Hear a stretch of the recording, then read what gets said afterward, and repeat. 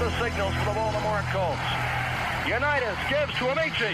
The Colts are the world champions. Amici scores. It's amazing, sensational, dramatic, heart-rending, exciting, thrilling finish in the history of college football. California won the big game. 5 seconds left in the game. You believe in miracles? Yes! Unbelievable. This is Phil Steele. This is Mike Burnham. This is Wes Durham. This is Mike Ashley. Hi, this is Chuck Foreman, number 44 of the Minnesota Vikings. Woo, mercy, this is handsome Jimmy Van, the Boogie Woogie Man. This is Coach Fry with Virginia Tech Football, and you are listening to Big Dog Sports Talk. Are you ready to rock? Are you ready to roll? Okay, let's do it. You're in the doghouse with Rick Watson on Big Dog Sports Talk, presented by Pulaski County Sports and Entertainment. Join us in the Family Fencing Studios and chime in on the McClellan Chiropractic chat line. He's keeping cool with help from Little River Heating and Air, but this show is straight fire. And now, the big dog, Rick Watson.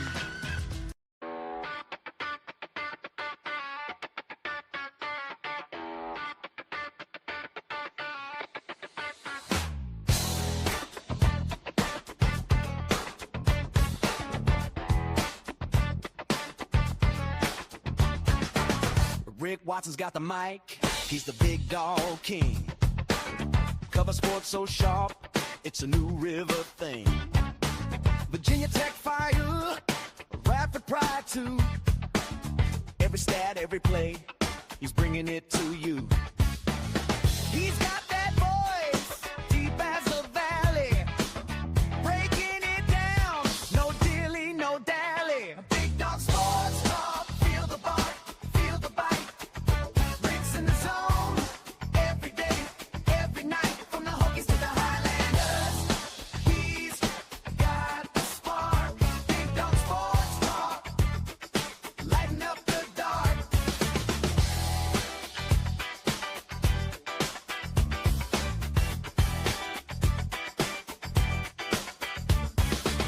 He's got the scoop, faster than a sprint, calling plays like a coach, every word's a hint. From the courts to the fields, the stories unfold. Rick's play-by-play, worth its weight in gold. With a laugh and a growl, he'll pull you in. Big Dog's podcast, let the games begin. Big Dog Sports Talk, feel the bark, feel the bite.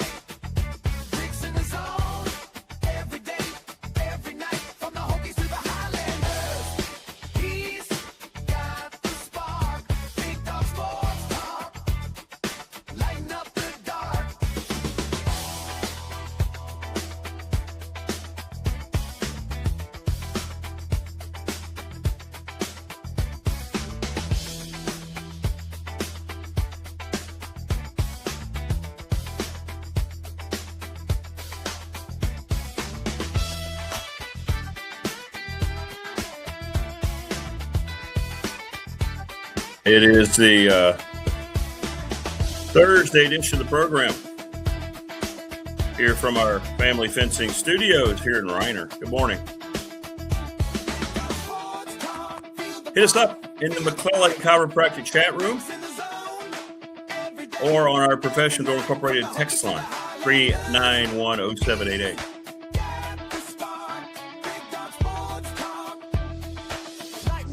David Smith going to join us. Going to be with us a little longer today, about 10 minutes or so. Appreciate that. Our NFL correspondent. We'll get the real skinny on who won the Myles Garrett trade.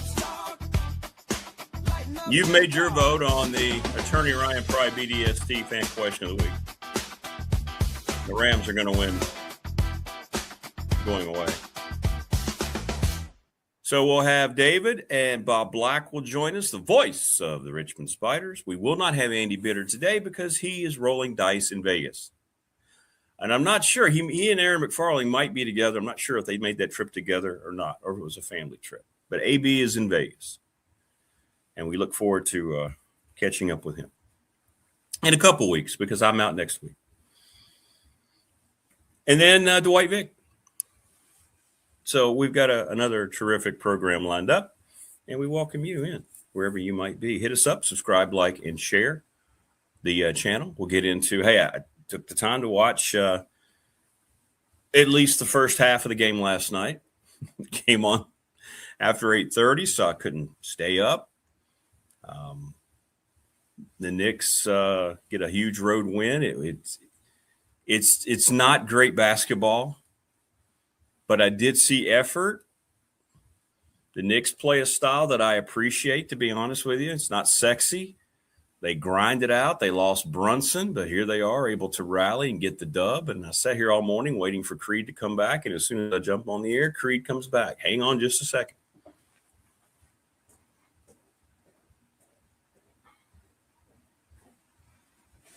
Come on, buddy. Come on.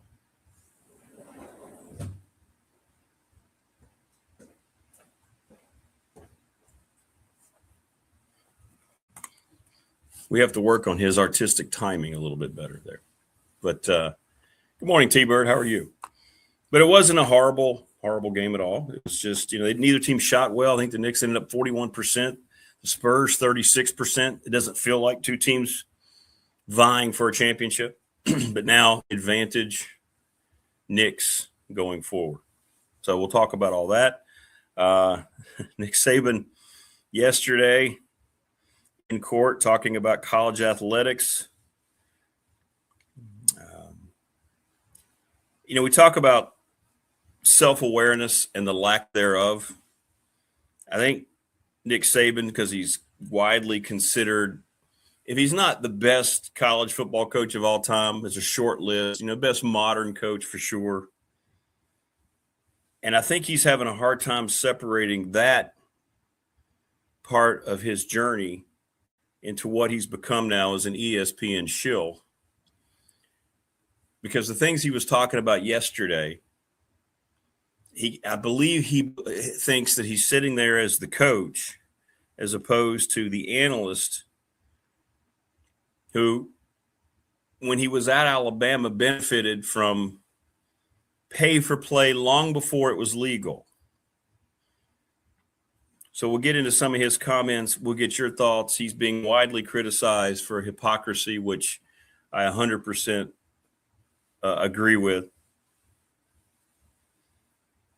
The things he's saying about, it's not something we haven't talked about here how many times, right? He thought he was an Affleck agent. It's out of control. It's not sustainable. We know this. All he's doing is just beating a drum that, is pretty obvious. But I thought it was pretty humorous. It's almost as if he thinks he's above this in a lot of ways, and it's crazy. If anybody tries to pretend, and I know Alabama fans are probably still in denial, but everybody knows what it was like at Alabama for a long time, and this goes all the way back to the Bear Bryant days.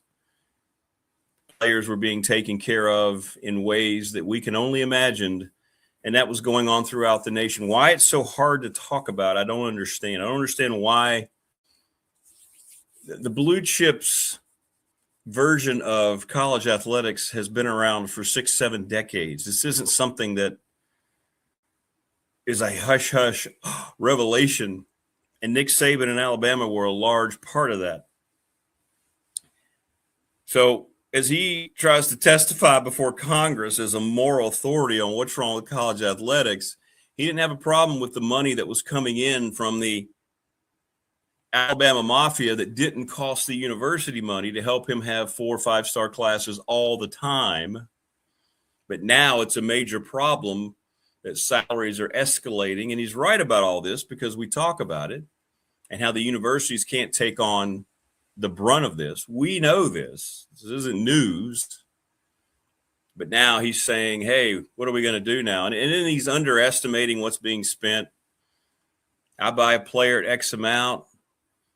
He just gave all these examples. It's easy. I was always confused as to why he fit in, why he decided to take that job at ESPN.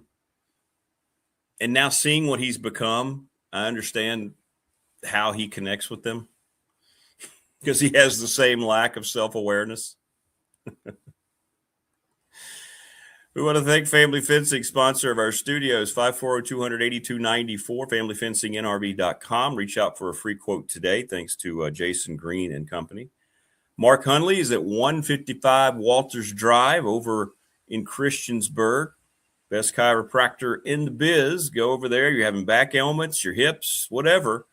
Let Mark run you through his arsenal of equipment, and he will make you better very quickly. Very quickly.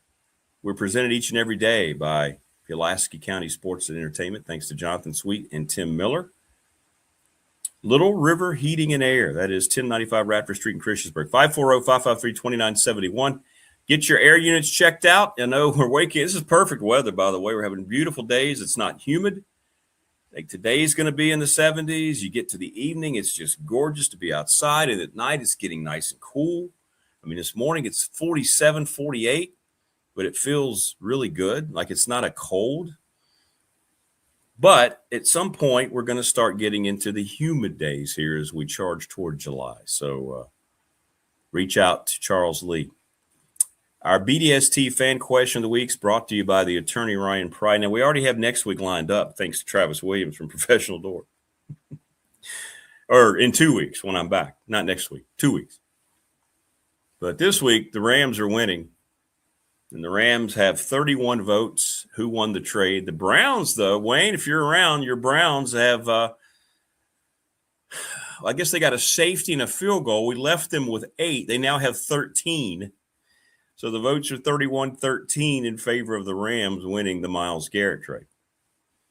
National Bank member FDIC, my exclusive banking partner and the exclusive banking partner of this program. I refinanced through them. They made it easy. Jamie at Radford's branch was tremendous. I cannot recommend National Bank enough. Travis Williams, Professional Door Incorporated, residential commercial garage doors. They're on the cusp of beginning year 39 in July. And we're going to have a lot of cool stuff to talk about when we get there. Sponsor of our text line. Go see them right down from New River Community College. They are now a regionally successful business. The Ready Set Fund with Bob Christ. BOBCRST11@gmail. It's a terrific thing. I've read up on it. He explained it, and I thought it sounded cool. And then I started going to ReadySetFund.com and reading, and it's a series of text messages. It's really a nice program, and they can get your folks money, whatever you need, you will have it. And they do a great job working with organizations like they did Floyd County softball. I mean, $4,300 in 5 days is no joke. Reach out to Bob Christ, again, BOBCRST11@gmail, or check up on the Ready Set Fund. Locally, and he'll take care of you because he's all about community. Sundown Electric, one of the best reputations of any local business down in Elliston, thanks to the Smith brothers. They are dedicated to community. All of our wonderful sponsors are nothing but about community. And that's what's so great, because I think this is a community program. Clear communication, honest, integrity, you name it. Sundown Electric, give them a call today. And the NRV Super Bowl, 540-382-5525. That's where we're going to do our bash.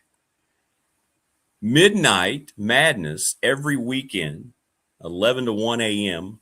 It turns into just a party place, man. They darken the lights, glow in the dark bowling. We will be doing some of that when we get over there for the bash, which will be coming up sooner than later. We're getting there. We got to line up all the people we want there. Coach Elmo, Mike Burnham, Jen. We'll try to see how many people we can get there. Lawson's Mobile Home Supply has been around since 1997. James Lawson built it from scratch, man. And he's kept it going now. You're looking at the 30 years. So 300 North Franklin Street in Christiansburg, parts and manufactured for your windows, doors, plumbing, whatever. 540-381-8011. And Top Shelf Apparel, Brandon Pulaski, sponsor of our T-shirts. Awesome. Awesome. From Emerald Isle, where the wavy waters of the North Carolina coast ebb and flow, these Watson newlyweds will be smiling from ear to ear with that honeymoon glow. Wow, look at you. EST is live and real, people. Nicely done, Morris. Nicely done.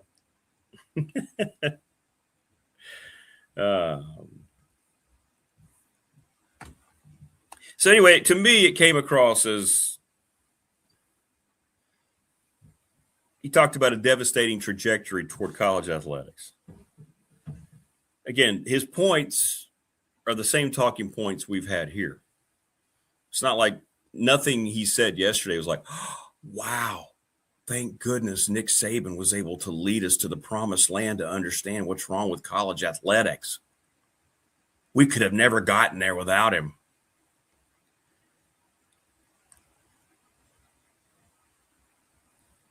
But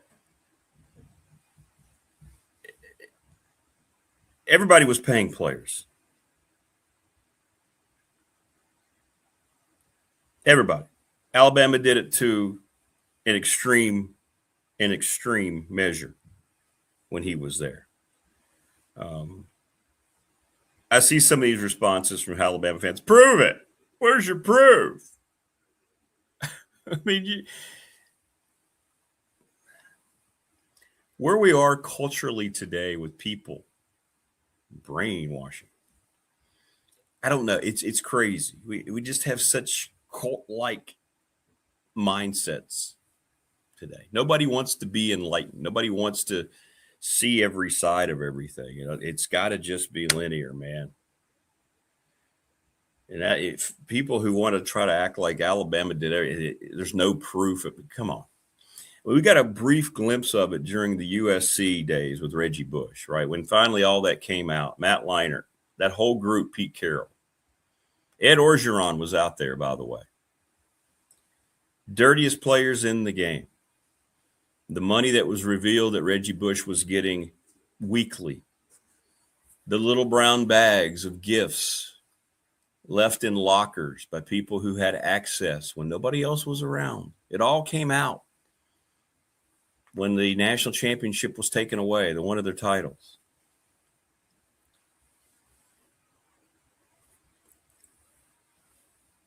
Ricky W. was about to shake his tail feathers.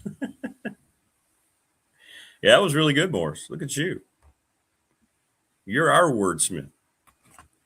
Top 10 list of things Big Dog will say once he comes back from the honeymoon. There was a brack there. Yeah. But in any event, he's up there pontificating. I believe he thought he was on a roll. I thought it was pretty humorous. And he's getting, I was looking at some of the reaction. People are just kind of ripping him as well. He has his staunch defenders. People still kind of have him in this coaching only light.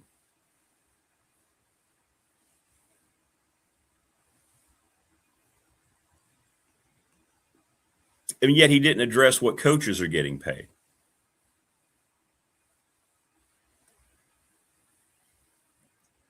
That's never into their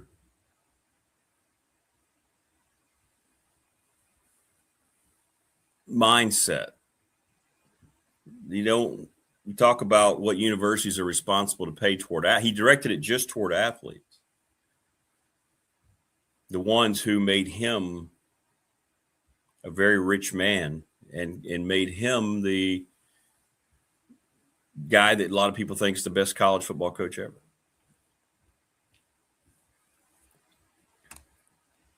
But yet he didn't address his former institution. Let's just give Kalen DeBoer $91 million for the hell of it. Right? Let's just do that. Let's just do that. Let's just do it.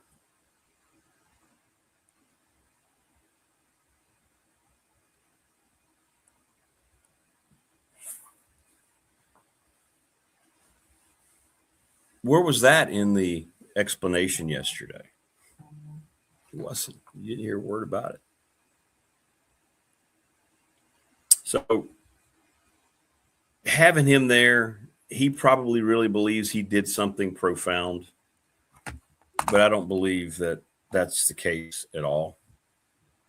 Look, it's great that there's some acknowledgement from different people, I guess, now what's going on, but I don't believe that. Let's put it this way. The hypocrisy that he showed yesterday was on full display. Let's put it that way. On full display. And you can watch the edits and the cuts, and you can go to X and see people's comments. And then there's always going to be an Alabama fan who's going to defend it as if they were clean as a whistle, boy. I mean, he put together 6 or 7 straight top recruiting classes just because he was Nick Saban in Alabama and no other reason.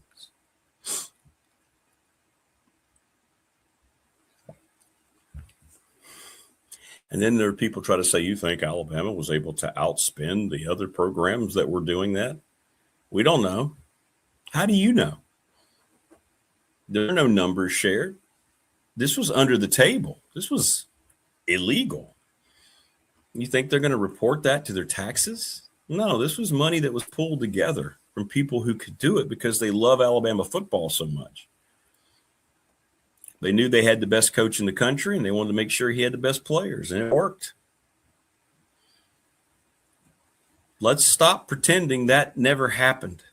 Let's stop pretending that wasn't the rule of law, because it was everywhere. And just because Alabama wasn't backed by the same oil tycoons and moguls that the Texas schools are and things like that doesn't mean they didn't have plenty in the reserve.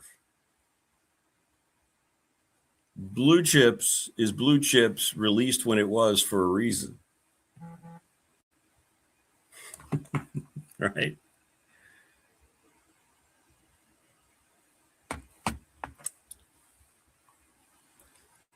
Any event. Yes, Mike and Wayne, different Wayne. Oh, Wayne from Ohio, you're being challenged. I watched the first half of game 1. Here's my impressions. I haven't watched the Knicks all year. I'm impressed by the way they play. They play hard. Now, to me, that's what I'm looking for in today's NBA. It's bad basketball. I watched Wembayamba last night. I know everybody raves.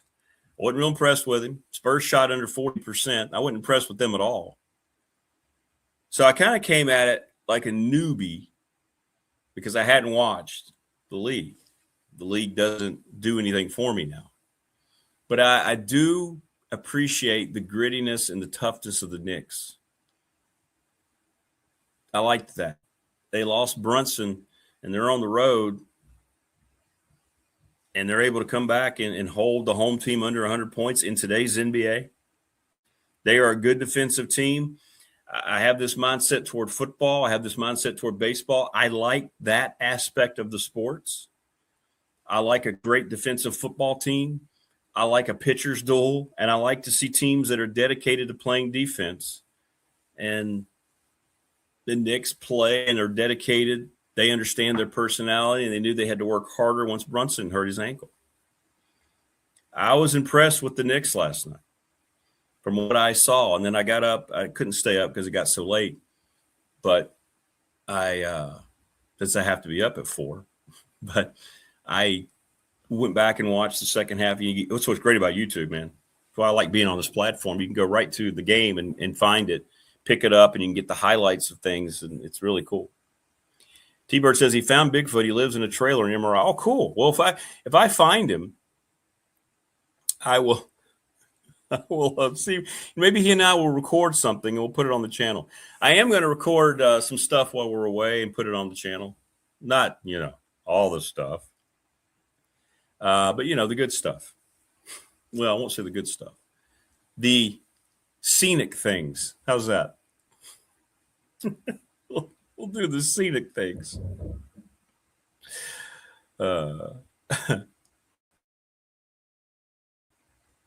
That's coming up Saturday. Yeah, getting married Saturday. Yeah. Here in our big backyard. By the way, a lot of people have been asking on the professional door text line, which I appreciate. Just something simple. Second time around for both of us. Kids will all just be here. Her BFF. I don't understand why Wemby doesn't just camp out in the lane. He plays like an 8-foot shooting guard. Yeah, he does. He does. And I know he's a freak of nature. And he's a great athlete. he has these innate advantages, but I'm not blown away by him like Keon is. Right now, I'm not. I mean, I'm not saying he's not going to be what Keon says he's going to be, but I don't watch him play and go, ooh, there's an all-timer. It's too – I mean, we like to do that, right? He's 22, whatever he is. Let's just wait and see. We thought Giannis was going to be a top 10 all-time NBA player. He's disappeared off the face of the earth. There's no Panarin in Emerald. Oh, well, then we're changing the reservation. You mean I get to keep all of my teeth? If you find Bigfoot, don't let him steal Janet. I hear he's a real smoozer. Well, he's got those long locks of brown hair. She might be smitten.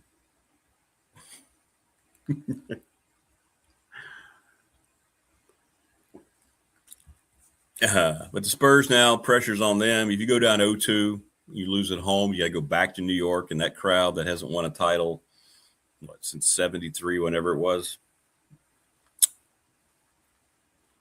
you got no shot. You got no shot. So they better step up and get this thing at 1-1. When are they playing game 2? Like in August? They spread this thing out ridiculously, and I don't understand. All right, so game 2 is Friday. I couldn't remember what they said last night. That's not too bad. Okay, we'll take a day off. Morris, you're way too kind, man. I just got your text, brother. Thank you. Thank you.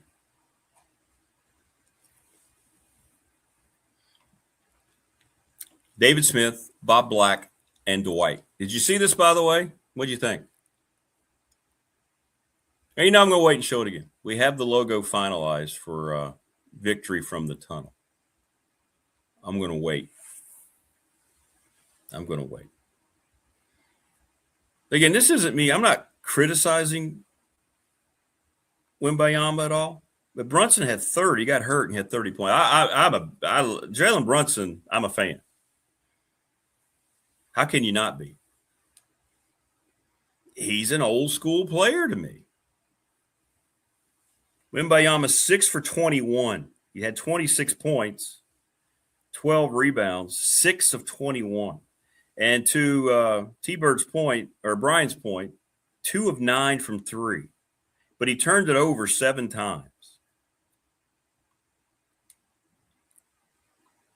I don't like his support on his team at all. I think the Knicks are going to win the series and win their first title in what? You're looking at 50 years.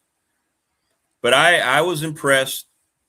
I was impressed with Brunson, and I was impressed with the way the Knicks defend. And as somebody who's, I guess you can call me old school. I hate those terms. I just grew up in a different era. I love defensive mindset. I love defensive basketball. When I was my Rockets, when they won their titles, they had Hakeem, who was just in a different realm of not from this earth, but they defended their tails off. Rudy Tomjanovich was the head coach. They had guys on the perimeter, Vernon Maxwell and Sam Cassell, Mario Elie off the bench, they were dedicated to getting in your grill and making you uncomfortable, and they thrived off of it. Nobody wanted to line up against Mario Elie.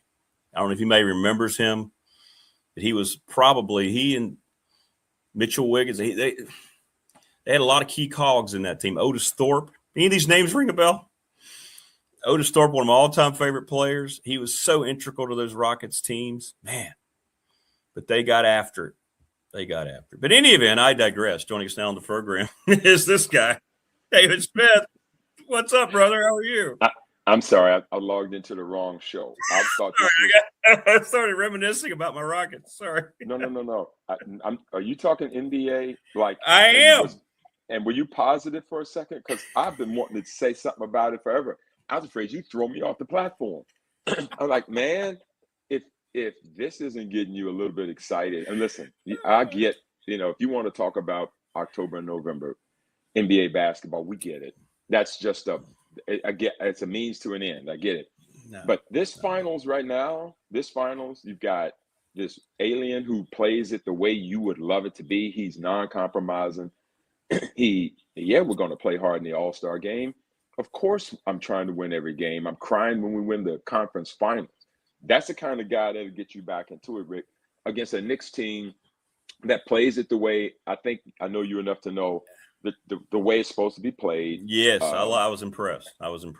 Not led by a salary cap driven star that they tried to get forever. They decided years ago, and who knew that would be the right way, to not worry about it if KD didn't come, not worry about it if LeBron didn't come. We'll take Jalen Brunson, who didn't take the max money, who could have. No, I'm good. He took. I mean, no one does that. And matter of fact, I don't know that I would advise him to do that. I know. Quite frankly, but he did that. His Villanova guys happened to be part of the mix, made of the right stuff. And right. And it's just one game, and to get through all this is not easy. And I don't want anybody to give me any of this. And I know this is what we signed up for today, but I'm just gonna finish because I've been wanting to talk about it a little bit. And he is, and that team is exactly what you want. Made the way you don't have to go and spend $1 million. I mean, think of those guys they've got. I mean, Josh Hart was all over the place. Mikal Bridges, 2 or 3, 4 teams. I mean, he got drafted to go to Phoenix. He didn't go to Philly where his mom worked. All those kinds of things. I know. Jalen Brunson, 2nd round pick. His dad's video of him training him went viral, and everybody thought it was child abuse, the way he was working his son. Just all that stuff is just what New York wants. Now watch they go out and lose 4 straight. And make I know the Spurs will rally. Yeah. But Rick, what's not to love about the Spurs? Same kind of team, right? Same kind of team. Same kind of team. Yeah, I don't like their supporting cast as much at all. Fox is okay. Well, I guess what I'm saying when I say same kind of team, they've got this freak. I mean, alien is once in a. I mean, nobody's ever seen anything like this. For those of us that, yes, I remember Mario Ellie, by the way, and Kenny Smith and Sam Cassell. I know you do. And Mad Max and Otis Thorpe, when they got from Sacramento, Otis Thorpe. It was a grown man, and Kenny Smith. I mean, people. Kenny Smith, all he does is talk with Charles Barkley. Kenny Smith. No, he was our shooter. He was the point guard. Forget he was an All-American at Carolina, the whole 9. And so you put all that together. But what I mean with San Antonio is, they've got guys that are pieces that you may know them when they were in college, but you may have forgotten. I mean, people, Vassell, where did he even go? I had to look up where he went. I think he may have been Florida State. Maybe, I'm not sure yet. Castle played at UConn where they won it, but he's a player. Of course, Fox, we've seen forever. But Fox is the old head. He's got 9 years in the league. He played at Kentucky in 2016 or 17 with Bam in that group. And so Malik Monk. So it's fun to watch. It's going to be a real interesting series. Knicks, they hit him with the first blow, so we're going to see now. They did. Body blow. Got to absorb it, see what happened. That's right. There you go. Speaking of body blows, let's go. I believe the Cleveland Browns fan base has just been hit with a couple of Mike Tyson overhand rights, followed up by an uppercut. I don't think we see Myles Garrett's in this league maybe once every 10, 15, 20 years. I know they had a guy named Aaron Donald who was kind of the next best defensive player I'd seen since a certain number 56 from in the field in New York. But now they get this guy in their Super Bowl window for Matthew Stafford going for his 2nd ring. They got kind of criticized a little bit for the quarterback they took at the draft, but I understand some of the reasoning. They don't draft very high very often. We talked about it. I get it. But to all that aside, they have a GM and a coaching staff and an ownership that says the Cronkies say, you know what, you're our people, do your jobs. They don't care about draft picks. You feel like this is going to work, it's going to work. And they pulled off what I think is the final piece to a team that's going to now be everybody's favorite to win the Super Bowl. I want to get your thoughts because I've seen so many people trying to apologize for the Browns and say that they won this trade. And I'm just looking at this going, no, they didn't. Well, here's the thing, Rick. We'll start with the Rams of it all. And anytime I think teams, Rick, when you look at this, and you and I are watching this stuff for a long time, you try to decide what is the team's mission? What is it you're trying to do? I mean, have a plan. It can even be wrong. It could end up wrong, but you can at least say, here's what we were thinking. Right. Because, Rick, a lot of this is dependent upon players and athletes making plays and putting them in position and all that stuff. But you at least want to be able to start a season and say, Here's what we're looking to do. Well, the Rams have made it clear what they're looking to do. 100%. And when they drafted Simpson from Alabama, and everybody went crazy. Now you look back and you know that they probably in the back rooms were saying, "Don't worry, Matthew. You'll see what this is all about. Just trust me." 100%. Yep. Now, at the time, we all were, and some people still are. Couldn't you get him some pieces to help him get there? Why would you do these kinds of things? I have enough confidence in Sean McVay, this 2.0 version of Sean McVay, this McVay that you pointed out, right? Yeah. Once he decided he was going to come back and coach football again, not that he wasn't, but like there's coaching and then there's in it. He was there, but he wasn't there for a couple of years, it felt like, right? He felt like he was in that. I wonder if he's going to pull a John Madden in 9 years and get out of this thing or whatever, or Gruden and go do broadcasting, whatever, which at some point I'm sure he will do after he stacks a few more of these chips, and he'll be great at it, and he won't be able to turn it off because he'll be awesome. He'll be Madden. I think he'll be Madden, quite frankly. But so you get what they're trying to do now, Rick, and so they went big game hunting. When they went and got McDuffie, we should have seen signs of this. Well, they weren't just playing around. They were like, you know what? Here's the places we're missing. That's right. The pieces we're missing. Identification. We're not going to draft. We're going to go get players. Let's get an all-pro corner and his cohort from the Chiefs. Let's go get Myles, who was the biggest fish in the sea, right? Let's go get Myles Garrett. Now, the interesting part about it, if you're Cleveland, is this, and I've seen it both ways. When you sent me the message, I was in a meeting and my jaw hit the ground. I go, I know, me too. That's why I sent it to you immediately. It's like, David's got to see this. I said, oh my goodness gracious. So when I got a break, I go out and I start scrolling and kind of reading what this was. And then I said, well, what did they get for it? So if you're Cleveland, here's what you know. You've had Myles Garrett, I think, 8 or 9 years, and you got nothing. You got nothing. You got nothing to show for it. What were you going to be this year with him? He set the sack record. There you go. You've really not even scratched the surface of being a contender, other than the Baker Mayfield year where I think you beat Pittsburgh in the playoff. The playoff game. Then all right, lose him. and you lose him too. So it seems to me that Cleveland at this particular point doesn't know what they're going to do, but what they do know is that they're not there yet. So maybe if you're them, you're saying, we've got him here.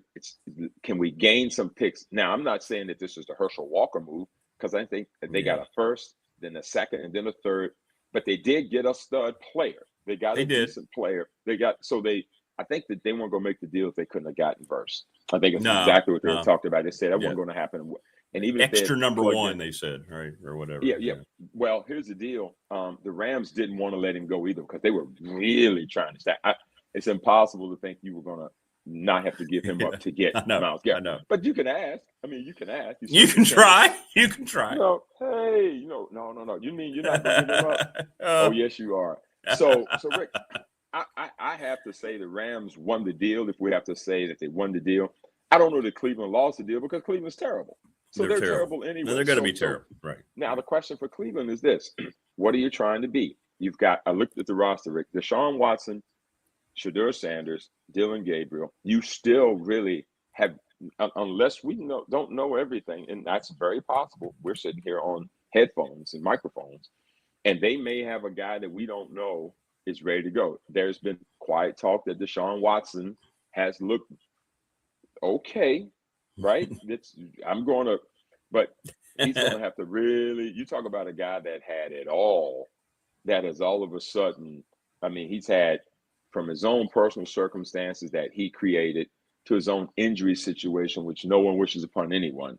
It's going to be one of those years where it looks like it's going to be a trial again to see who's going to quarterback this football team. And you're not going to do much without that being buttoned up. Interestingly enough, Rick, the best asset of that football team last year was their defense. But what did they go and do? They've traded away the best player on the planet, and they let the defensive coordinator not get the head coaching job in Jim Schwartz, who probably had the identification of that program. Don't you think, Rick? 100%. 100%. So now there's a defense that's got, you now got Jared Verse. You've got Denzel Ward. I'm looking through this. Grant Delpit. You've got pieces You've got Alex Wright on the other defensive end across from where Verse is going to be. They're not a bad defensive football team. But the question will be they be the same defensive football team without Myles Garrett? You can't be the same. No chance. You would think. No chance. No. But more importantly, the guy calling the shots, Jim Schwartz, he had the pulse of that defense. They were buying into it. Even the last 2 years when they were putrid, they were still top 5 defense in the league in terms of points allowed per game and yards allowed per game. So when you talk about that to me was something you could have built on. And I thought that the offense let them down last year by just not identifying the quarterback position. I don't think they've recovered since they did not keep Baker Mayfield. And so they've went big game hunting for Deshaun Watson. We all know about the guaranteed contract that was so absurd that years ago it was signed, and no one has approached that level of guaranteed contract since. Everyone thought that was going to be the one to tip the quarterback salaries. Remember, Rick, everybody goes, oh my goodness, that's going to be the end of it. Not at all. It was so absurd that no one has approached that level of guaranteed money since. And that never happens in sports. Once one is done, then everybody now does. And then this one does. But that has not happened at all. And so if you're Cleveland, you can't get out of your own way. And so right now, this is one of those deals where, again, back to what is your plan? Is your plan now to just get through it, accumulate picks, and hope next year for that quarterback that can come in? Yeah, I think so. Whether it be Arch Manning, whose dad probably not going to let him go there, right? More than likely, yes. So have we seen that before? Probably have. So you've got that scenario lining up, or you're going to get the quarterback from Oregon, or will any of them want to go there? Somebody will want the job. I'm not sure who it'll be, and I'm not sure if there's any free agent lying around that want to go there and play either. So if you're Cleveland right now, I'll just be interested to see moving forward, what exactly are you going to be looking to do as you take on this tough division? Is always a monster, Rick, even with the teams having a lot of quarterback and coaching changes. No question about it. Remember, we were on this too, David. We talked about this a few weeks ago when they went through the summer, right before they hired Todd Monken. They went to Myles Garrett and said, "Hey, let's have a conversation about." And he immediately endorsed Jim Schwartz, as you're saying. Look, some of the same wording. He's got a pulse. He can get this thing turned around. He'll hire the right offensive coaches. Blah blah blah. Yep. You come to me. Yep. I'm your star. I've never complained. I've lined up every day, knowing that we don't have the pieces, but I'm your leader. Okay, thank you, Myles. But you know what? We really don't care what you think. We're going to hire this guy, an offensive coach, and totally ignore you. And I think that set the stage, and maybe they had already planned for this to happen. I don't know. But I think the Rams are getting a selfless guy. I keep hearing all this. He's 31. I don't care. Has he shown any signs that he just set the sack record? He takes better, 30. Right? And how motivated is he going to be out there with this team now? Oh, wow. And listen, Rick, not to mention the fact that I don't think last year we said, well, he set the sack record. He's 30. Wow. We're not talking about LeBron being 41. It's like, man, hamstrings at 41. 40, I would understand it. Myles Garrett, the one thing I look at him and don't think is about his age. No. He doesn't look like he is slowed at all. He just set the sack record, ladies and gentlemen. And that's with everybody knowing he's the best in the game, and he's still getting through double teams in the whole bit. No, absurd. No question. Yeah. And the Rams now, I mean, where can this take them? We know they have a Hall of Fame quarterback. They have a great coach. I hear great things about the rehab for Puka. It's great news. Yep. He tackled his problem. I have a lot of respect. He was very aggressive. He knew he was developing an issue, and he took care of it. He's going to be ready.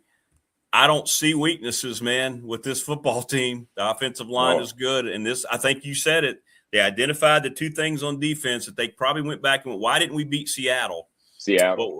Right? And now they don't have Kenneth Walker. The Rams are going to be everybody's favorite, and rightfully so, to win the Super Bowl. Well, I think now the only thing they've got to fight is expectation. And so for them now, it's going to be like, that's right. They're now everybody's darling. I mean, like, there's no one that's not going to say, oh, it's got to be the Rams. I mean, unless you're just trying to have a pick to be different, you can't look at that team and say, and you and I we'll make picks later on down the road once we establish everybody and we'll go through all these teams. It's going to be hard for either of us to not like the Rams. Heck, you liked them last year. You had them pegged for a while. You thought that they were the team. And of course, if they pick up the football that's laying on the ground instead of Seattle walking in with a 2-point conversion and getting the 1 seed and having to go through Seattle. Right. that team probably in a lot of people's eyes was the best football team last year as well. And so when you think about them, they were all, if they hadn't made the move, a lot of people thought they were going to win it. Now you're saying to them, is this Reggie White going to Green Bay? Yes. There you go. Perfect. Deal? Perfect. Yes. Right? Is this Reggie White? Because a Green Bay team that was knocking, and Reggie goes to Green Bay, and there's a Brett Favre that's like, oh, he's with us now? It just, the room just elevates. You can, the tide raises all boats kind of thing. Now you've got him in there. And of course, in the sport of football, somebody's got to occupy that guy. Got to shift that line to that guy. There's going to be free runners abound. Whoever the defensive coordinator is for that Rams football team, he is somewhere in the lab. Right? He probably can't sleep. He's probably saying, we're going to move. We're going to line him up we may put him at safety for a play. We may just go crazy. Just let him come downhill with a head of steam at about 18 miles an hour. Good luck. So it's going to be a lot of fun. I think the Rams right now are everybody's darling, Rick. And so all that means is who's going to clip them? Who's going to be in the NFC that can clip them? And so there's always somebody we don't know about. There is. But barring injury, and if you can keep Matthew Stafford upright, that's going to be the other thing. He is probably the only thing that could be a detriment to the success of that team is if something happens to Matthew Stafford. 100%. Got to keep him upright. I think they could probably absorb a lot of other stuff. He's a force multiplier anyway. He can make things better. Receiver's not there, no big deal. I can make it. I can wing it. But if he's not there, I think he might be the only irreplaceable person on that team that could probably take it off the rails if he doesn't stay upright. 100%. Agree. Well, we can put the Browns to bed now. We've talked about them. We are scheduled to look at the North. And what's good news for all of you today and for me? I asked David, we know Andy's in Vegas and he can hang out till, a little after 7. So we're going to have David a little longer. So I appreciate that. And we got a lot to talk about the AFC North. And I guess we go to Pittsburgh, one of the most popular franchises in the NFL. A lot of changes there, not a change at quarterback. He's going to be back one more year. But the big story is, can Pittsburgh find an identity under a different Mike? Mike McCarthy comes in. He's had success. I think he's generally a good dude. Players like him, but he's not Mike Tomlin. And there's an identity there that's been lost with Mike Tomlin being there. I think he's 1 year in the studio. Then I think Mike Tomlin's back on the field in 2027. At least I hope so. But what do you think? Just so much change in Pittsburgh from the top on down. This one, Rick, has me totally guessing how it's going to turn out because Mike McCarthy has had great success with Green Bay. Success with Green Bay.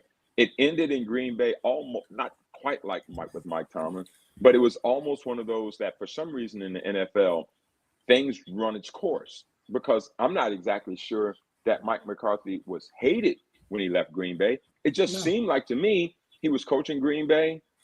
I think he followed the Holmgren run and that kind of thing.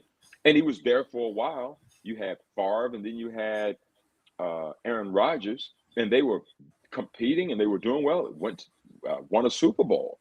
And then all of a sudden it was Mike, McCarthy's done at Green Bay. I don't really know if it was anything that was horrible. I think the Green Bay Packers were always a pretty competitive football team.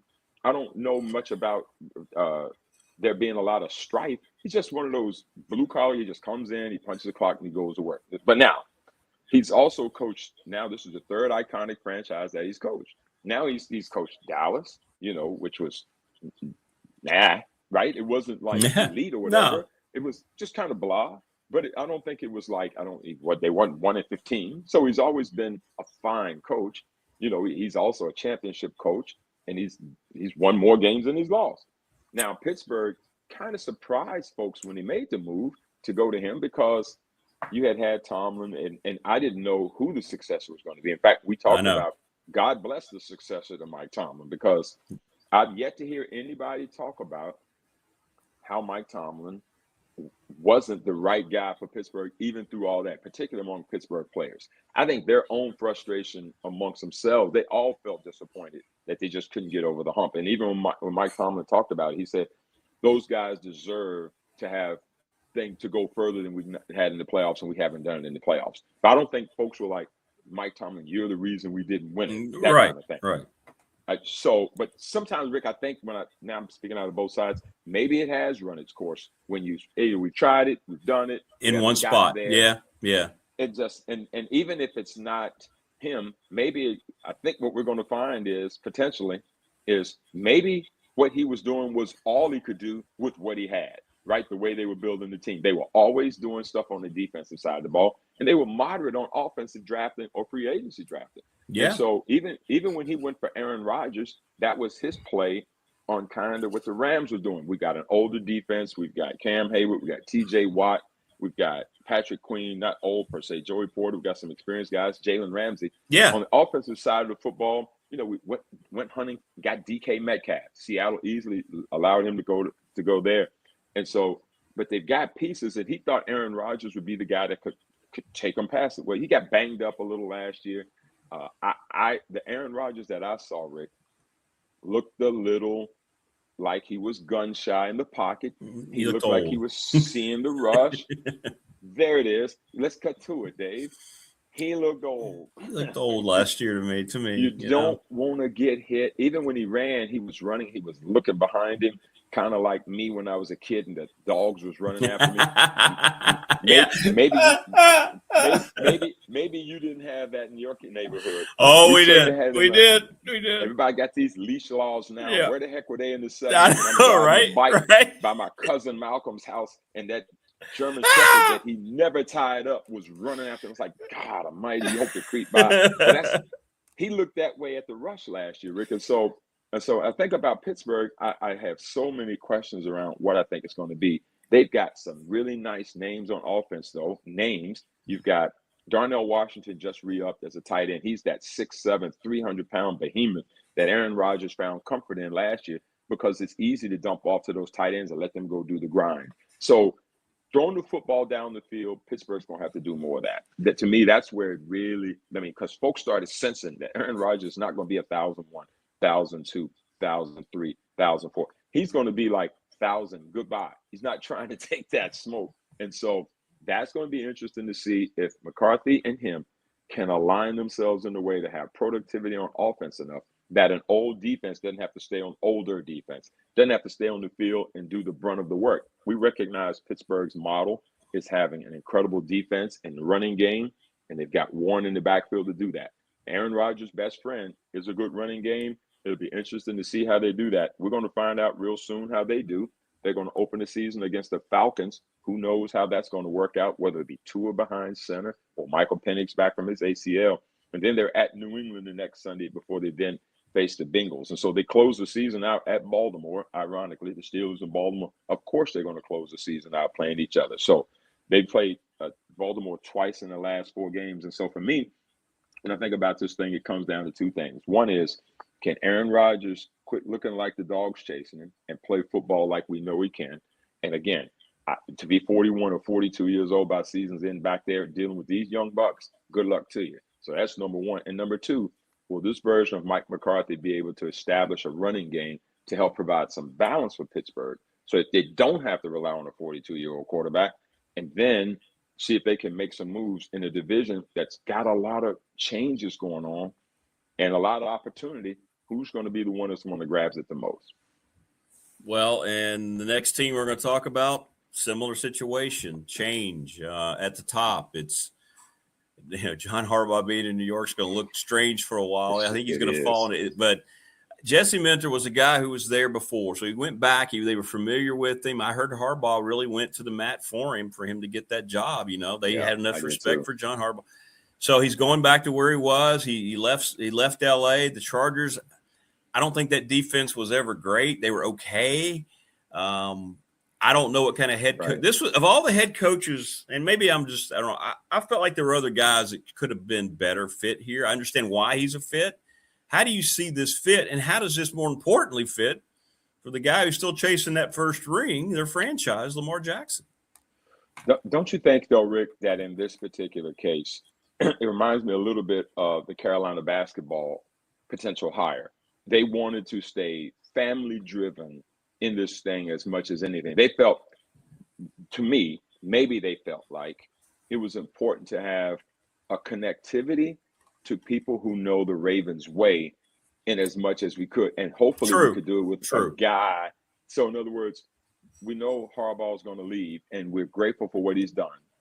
And it just appeared as though that he even segued it. And like you said, he was kind enough to kind of almost leave a note on the desk kind of metaphor. Yeah.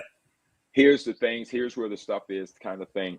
You handle your business. It almost seems like that kind of transfer of power almost. But they wanted to be able, the Ozzie Newsomes and the DeCostas of the world wanted to kind of keep, because I think they didn't feel like, Rick, to me, that it was all so bad.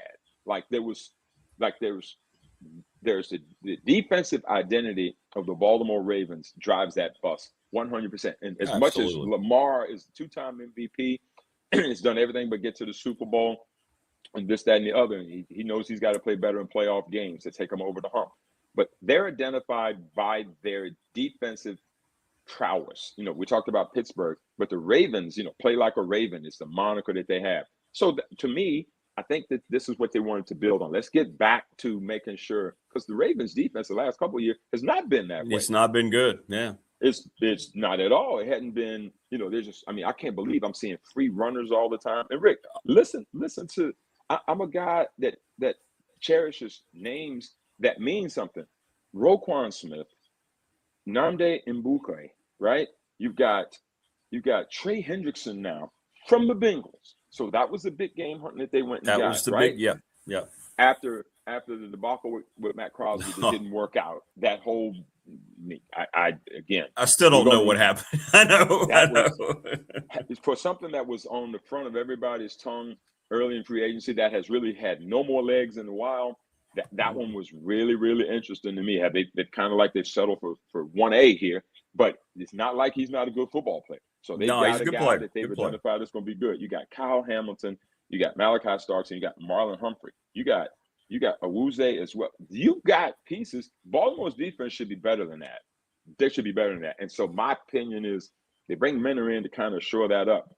Now Todd Monken's gone. Harbaugh's gone. So you got all those guys that you used to have that are gone. Greg Roman used to be there. He's gone. So now, Lamar, you're left. And now the light's shining on you. We've got the defense good. Lamar's been there for OTAs, which is unique for him. Non-mandatory stuff. He's showing up, trying to show goodwill toward mentor perhaps, or just needing to be there. We still got Derrick Henry, who talk about ageless and timeless, Rick. Right. He's older than Myles Garrett.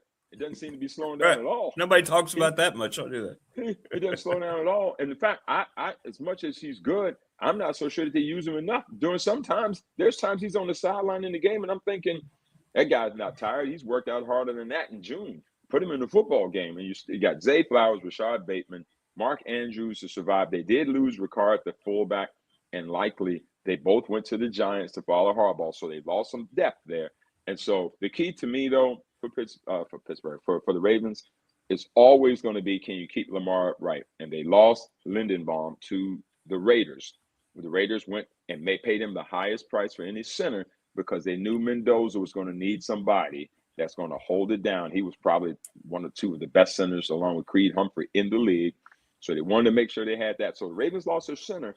I think now, Rick, when you start thinking about them, it's going to be real interesting to see if Lamar can stay upright and they can focus on running the football and that defense. And for me, that's really what it's about for the Ravens. But I think too, Rick, it's getting late early for Baltimore. I live with a Raven fan, and she's got the pulse of her city, and she asks a lot of times, how's things up there? And that she's like, they kind of getting a little restless. This change here now, they wanted to change, and now that it's happened, it kind of was like, well, dang, I guess they really did make the change. All right, so they're now all in on the change. And so now with change, people have expectations. So now, not that Baltimore hasn't had them before. So when I think about that, they're going to open up against the Colts, which is one of the hated games for Baltimore. Anytime Baltimore plays the Colts, they hate it. It's at Baltimore. It's at Indy this year.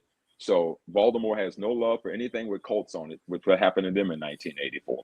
So they'll open with the Colts. We'll see how that is. And then they got New Orleans, and then they go to Brazil to play Dallas, and then they're home for Tennessee. So right out the gate, not the hardest schedule. I did notice when I was looking over this last night, They have their last 4 games are division games. Last 4. So they only played 2 division games before week 14 in December. So they only have 2 division games before then. So a lot of their hay is going to be made late. You've got at Pittsburgh, home for Cleveland, at Cincy, and then Pittsburgh at home. So the 4 games that could show up the division are all at the end. NFL loves that stuff, though. I don't hate it either. You got so much drama down the stretch. You'll have weather, you'll have cold, and all those games. Nobody's got no domes up there, buddy. You're talking Pittsburgh, Cleveland, Cincinnati, and Pittsburgh. All outdoors, all in December to January. Bundle up for the division wrap-up. So we're going to see, Rick, what Baltimore can do under the new regime. It's going to be a lot of intrigue between them and Pittsburgh and the new regime. Well, last and maybe not least, because we've already talked about the Browns, but the Bengals and their journey is interesting, right? Zach Taylor was a hot shot out of the gate. He got him to the Super Bowl, about 3 years in 2022, narrowly lost to that Rams team. They haven't been able to keep Joey Burrow healthy. They have one of the best receivers in the league. They don't really have an identity coming off a 6-11 season. I think he's like 9 or 10 games under 500. He has a really good postseason record, but they don't get there very often. Zach Taylor's getting one more shot. It feels like to me this might be his last shot. And I guess when you look at this team, we've talked about it already. Any success they're going to have, they have to keep number 9 upright, because when he's not, this is a bad, bad football team. Not only keep him upright, but there's some fluky things he's had. God bless him. He had the knee the first time, then he's had a wrist. He's had Joe Burrow, you name it. He just gets clipped. It seems like, right? He just, for whatever reason. But there is no denying one thing: when he's on the field, he's the dude. He really is the dude, and we just can't seem to see it enough, other than that 2-year stretch where they got to the Super Bowl and they made their run the second year. But a lot of it has to do with the fact that he just hadn't been able to stay on the field. I mean, Jamar Chase, and T. Higgins. I mean, what are we going to say? He's got all the weapons he needs. Yeah. Joe Burrow, we got what he needs. The offensive line has not given him what he's needed for the longest time. He's probably one of the most sacked players in the league, and Joe Burrow doesn't need to be hit 50s. 60 times in terms of being sacked and hit another 40 times. Joe Burrow's got to stay upright. So have they addressed that enough? We're going to find out soon enough, because you get the feeling that he asked for all these pieces, as he should, as the quarterback and the leader of the team. He kind of maybe put his team on notice too. Look now, we've got to be able to get this thing right. And I'm sure the team is saying, all right, we need to make sure you're right too. And all right, we need to make sure we're shored up front. So I think all that is important to do, and he's done it in a succinct way. Joe Burrow wants to play football. I think last year there were some games where they were out of. He still wanted to play. Yeah, so he did. I have respect for that. You know, you want to be on the football field, and he talked about it. He said, "We play football." He says, "This is what we do." So I appreciate that. Just take care of yourself, you know, because behind him in the depth chart is Joe Flacco. Talk about old. Well, Joe Flacco is LeBron's age, and he's still old. Playing court. He is old, and this is not like, why you call him old? Because he is old. He's got more gray than black in his beard. I can tell you that. And he's got pieces though that I think are subsequently solid enough on the offensive side. Now on the defensive side, they lost Hendrickson, but they did get Dexter Lawrence, which was a really good coup for them, because they needed to kind of make sure that the defense was buttoned up on that side of the football. And I think that their defense is fine.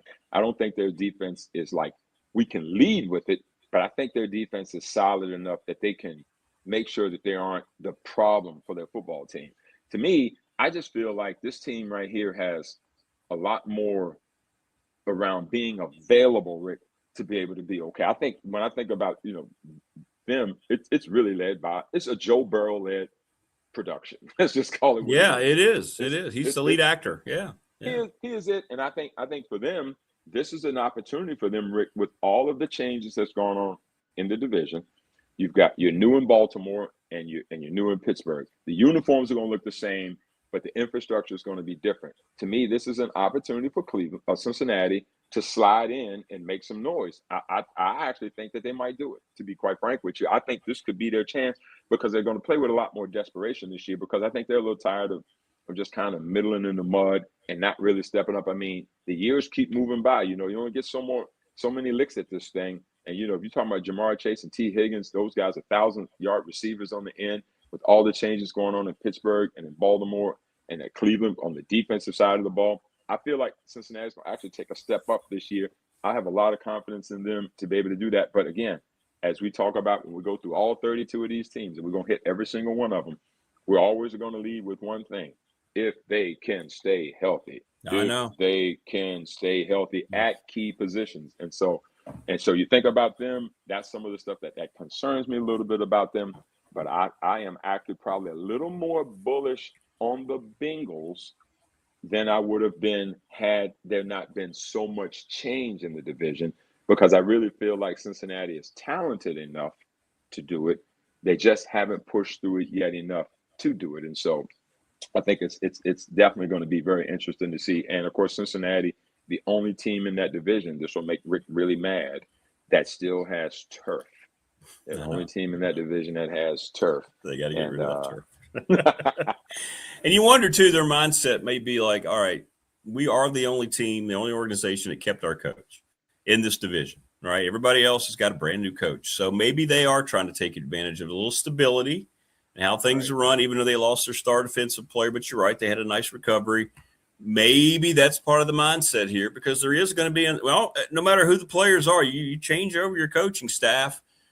It's going to be different. We've already seen Cleveland lose their best player basically because of it. I think it led a lot to it. So I don't know. Maybe that's part of it. Maybe you're right. Maybe just seeing Cincinnati saying, you know what, we're the ones that's going to kind of maintain ourselves here. We'll see if they can make a jump. So yeah, it's there. And if you think about Baltimore, you think about Pittsburgh. Even last year when the season began for both of those teams, there was conversation around, is this going to be the last year for Harbaugh? Is this going to be the last year for Thomas? For whatever reason. And so each week you just can sense that it's in the mix. Even in press conferences, you can just kind of say, is this the last time Tomlin will be in Pittsburgh? All those kinds of things. They may not be factors, but it's not nothing either. And so now you've got Cincinnati who's not going to have any of that right now, you would hope. Now, if things start to go south, you're not going to fire Joe Burrow. You're not going to fire Jamar Chase. At that particular point, it can come back to you. But I've not sensed anybody really feeling any kind of way about the regime at Cincinnati, other than they just haven't won enough football games. They haven't won, right? They haven't won a lot of football games. And a lot of that has to do with the fact that guys are on the sidelines a lot instead of playing. So this will be an opportunity for them to kind of change that narrative. Yeah, that's right. That's right. Well, great stuff. We'll look at the South in the AFC, which is just, to me, a very I don't really have a clue what's going to happen in that division. I know that there's one team that I think you and I agree that are going to be the obvious favorite, but everybody else, I don't know, man. It's going to be interesting when I hear you tell you. It's going to be dicey. It really, really is. And I do appreciate you hanging on a little extra this morning, man. No problem. I did want to leave you with this because I'm going to try to do this for each division. Yeah. I've got Cleveland in 4 at the 4 spot. Yeah. I've got Pittsburgh in the 3 spot. I've got Baltimore in the 2. I got Cincinnati winning the division. Whoa! Cincinnati winning the division. Wow! 1, Baltimore to 2. Wow. 3. So we'll log in. And then what we'll do at the end, last week I also picked Buffalo to win the East. You did. And so what we'll do is we'll compile these throughout the summer, and then at the end we will establish who we think is going to be the 7 playoff teams from each division, and then we'll go through and see who we can line up to make it to the Super Bowl. So so there's the first kind of now, but I do have Baltimore making the playoffs. So there you go. So mic drop from David Smith, the NFL we'll guru. See. You got to shoot your shot. You got to shoot your shot. It's 6:30 in the morning. I know exactly. Exactly right. No question. We're never scared to shoot our shot here. No. Nobody gets hurt in the making of these predictions. Nobody. No, not at all. All right, brother. I know you have a really, really busy day. Thank you so much for and by the way, congratulations to you, Rick, and your bride. Congrats to you and your bride, man. Don't worry about this thing at all. And so clearly you've got your priorities messed up by not having a show next week because you're going to be on some honeymoon. So we're going to have to work on your commitment to this. Shouldn't I just be doing that every morning, right? I feel like I'm betraying everyone. if you called in from your honeymoon to do this show, then I would check on you. I would check on you. I know, right? Exactly. I would check Right. on you. You better not be on here next week. So we'll see you in 2 weeks, and we'll go over to AFC South, 2 weeks. and not before. Not before. We're gonna run best of shows next week, and I might re-air today's show next week. So yeah, we'll have best ofs running in the time slot. So at least don't worry be about this thing. So, yeah, man. But don't worry about this. Have a great time, man. Good. Congrats, hello to the bride to be, and we'll see you in 2 weeks. I will. All right, brother. Have a good day today. All right. Thanks, buddy. All right, man. Take care. There you go. David Smith, the great David Smith. How good is that? Yeah, that's right, Brandon. That was a David Smith just picked the Bengals to win the North. Oh, my. Oh, no. Oh, no. That was out of nowhere. Yeah, how about that? Well, you know, he was building up to it. He kept talking about the Bengals. And wow, that's big. Bills and Bengals so far. I wonder if that B trend is going to continue when he gets to the West. Somehow I don't think Broncos is going to be the first team. Yeah, DS is great. Show me. Go anywhere. Go to dreaded ESPN. Go to the NFL Network. Go to any of the people on X. Tell me anybody who breaks down the National Football League better than David Smith. Just do it. Show it. I want to see clips. I want evidence. You're not going to find any, so I'm not worried about it. Thanks, David Smith. He's in town, actually, this week. He's part of the BOV at RU, so they got a busy, busy day. So appreciate him jumping on. But that's, it's fun for him. He uses it as his he's just kind of relaxed. He can kind of get his mind to the thing he loves the most, the NFL, and it shows. He's the best. You learn something every time you talk to Dave. Family Fencing, sponsor of our studios. We learn how great they are at making your home more secure. Reach out for a free quote. Jason Green, 540-200-8294. Mark Hunley, by the way, he'll get you back straightened up just like this. You go down like this. You go see Mark. McClellan Chiropractic, sponsor of our chat room, 155 Walters Drive. Reach out to him today. We're presented each and every day by Pulaski County Sports and Entertainment. Thanks to Tim Miller, Jonathan Sweet. You got the racetrack. You got the Sportsplex about to open. You got Pulaski River Turtles about to start their season. Man, there's a lot going on. Little River Heating and Air, 1095 Radford Street in Christiansburg. That is Charles Lee, 553-2971. Make sure your air units are ready to rock and roll. BDST Fan Question of the Week brought to you by the attorney Ryan Pry, West Main Street in Radford. And since David and I just talked about Myles Garrett, the Rams have gotten 4 more votes on our professional door text line. The Browns falling further behind now, 35-13. We'll be back after this word from Hertz Rent-A-Car. National Bank member FDIC, the exclusive banking partner of yours truly and this program. I cannot recommend them enough. Professional Door Incorporated, commercial and residential garage doors. They're on the cusp of beginning year 39. And we're going to have some cool things to talk about year 39 for Travis Williams and Professional Door, sponsor of our text line. ReadySetFun.com, Bob Chris, BOBCRST11 at Gmail. It's a series of text messages, different types of things they can do to help you. They offer. Reach out to him today if your organization needs some quick money, your church, your school group, women's organization, men's organization, doesn't matter. Let them help you. Sundown Electric, one of the most reputable businesses in our area. You don't believe me? Just go to their site and look at every review is a 5-star. And you can tell they're real reviews. People who have used this amazing company, superior craftsmanship, costs as low as they can. Reach out to those folks. Thanks to the Smith brothers. NRV Super Bowl, we're going to have our bash there. Midnight Madness begins tomorrow, 11 p.m. to 1 a.m. They turn the lights off, glow-in-the-dark bowling. You can get your food at special deals, your beverages. Yes, have some. NRV Super Bowl, 382-5525. Terry Stike's done a great, great job. Lawson's Mobile Home Supply has been the place for your home manufactured plumbing, windows, supplies, doors, installation, you name it, they do it. 300 North Franklin Street in Christiansburg, 381-8011.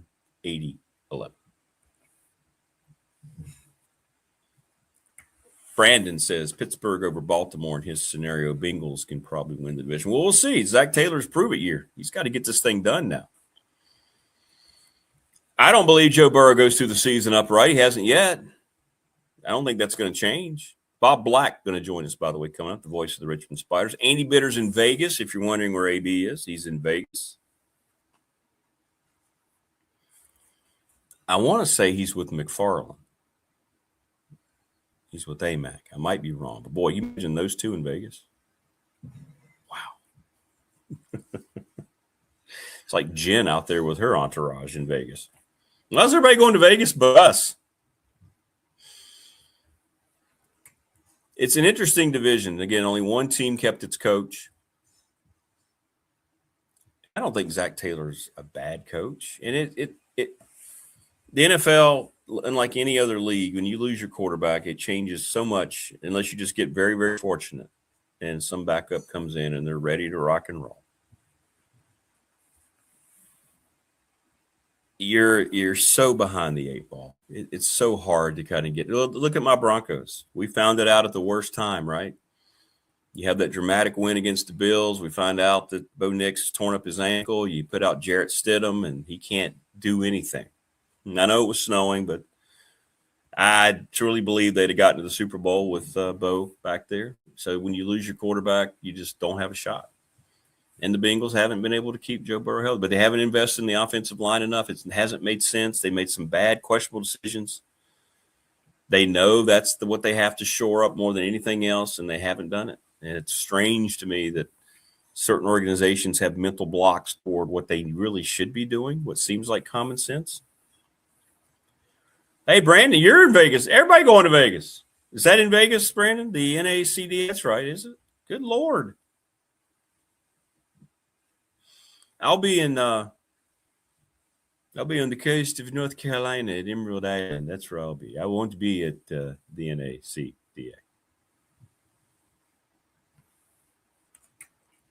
Everybody going to Vegas.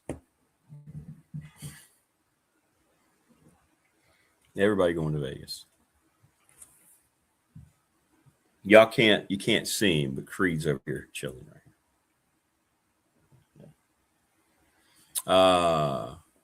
Will we finally hear Careless Whisper tomorrow? The send the newlyweds off in style?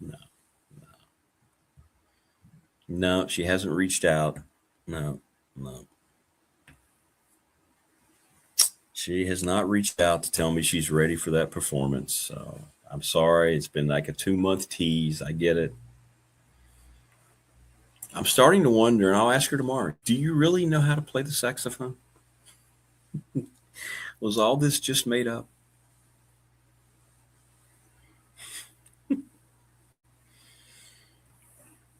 The convenient mouthpiece excuse has gone on for a long time, hasn't it? We'll ask her these questions tomorrow. Will Stewart, Mike Ashley's back, and Jen tomorrow on the burger.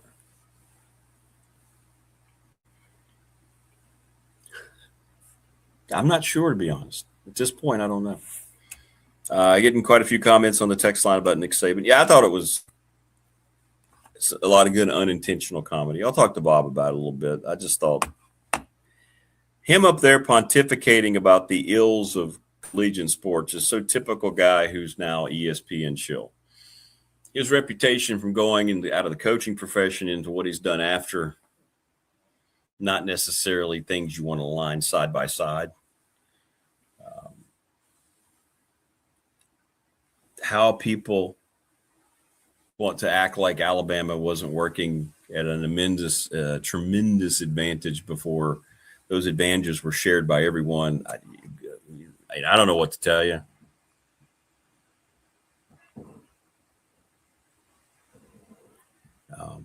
Like I said, people don't want to. People now just turn their minds into cult beliefs.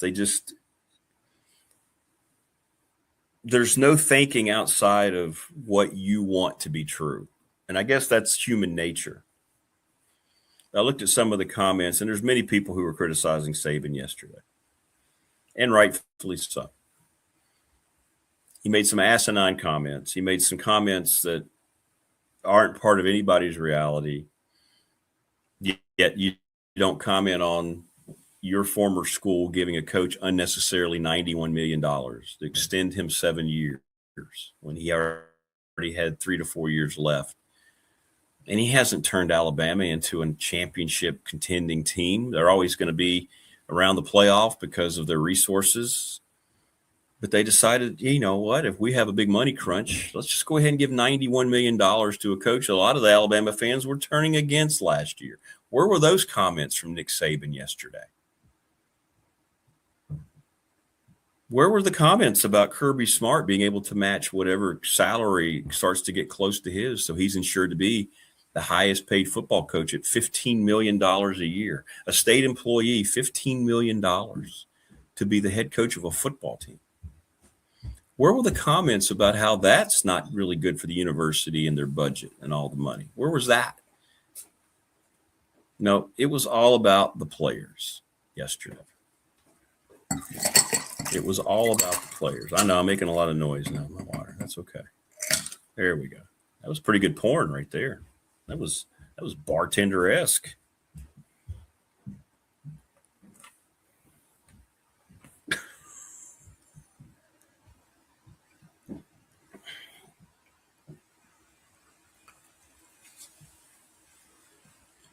But it's rich coming from him was the whole point. Him talking about players getting paid when Bama did it in droves under the table while he was there. And to the people that want to say, well, where's the proof? You guys are making these accusations, and I don't know where the proof is. We're Alabama fans. We didn't do that. Everybody in Tuscaloosa knows who the Alabama Mafia is. Everybody. Guess who created it? The other guy who was considered the greatest college football coach of all time, Bear Bryant. Here's an idea. Read books. It's amazing how much reading can enhance your knowledge of topics instead of just responding on emotion or whims or being misled by the media and people that you want to follow because it fits your beliefs. Why don't you read a little bit about the way things really were and have been for years until we got into pay for play, until the O'Bannon case. And what Nick Saban and anybody else is misunderstanding is this isn't about the players being paid. This is about people who were paid a lot of money to be in charge, to keep this thing organized, to keep this thing regulated, that completely didn't care. They just were worried about getting paid. They didn't want to get involved in anything. They just let it all happen. And the courts have recognized this, which is why that organization, the NCAA, which is led by sewage rats, right, is going to lose every court case going forward. That's why they're not doing anything now. This is common sense. This isn't something that you need to have Nick Saban get up there and show up on everybody's X account yesterday, wearing his suit, acting like, wow, there's a guy who's really putting us in our place. Boy, he's telling us things we didn't know.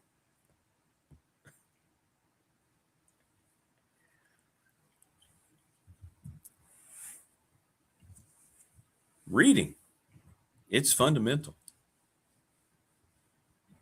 But really just no self-awareness from Saban yesterday. And then now I completely understand why he sits on the game day set. Never understood thought, well, why would he do that with those people, right? With that whole circus. Well, now I get it. Nothing he said was of any consequence. I watched most of it yesterday. Watched most of the highlights. I didn't watch it live. I went back and was there anything earth-shattering that he said that we didn't already know, that we haven't covered verbatim with our amazing panel of guests over the last several months? No. But was there just a complete constant lack of self-awareness and honesty about where you had come from and what you had allowed to happen at your school? Yeah.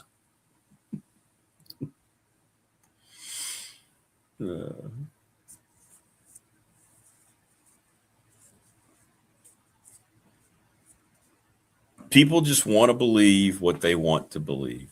Their own perception is all that matters. They're not worried about, people don't want to be, I think the reason the media has gone the way it has in terms of not worrying about getting things factually correct, how that used to be, and it still should be. If you're going to be a journalist of any kind of integrity, it's about getting things right, having facts to back up what you're doing.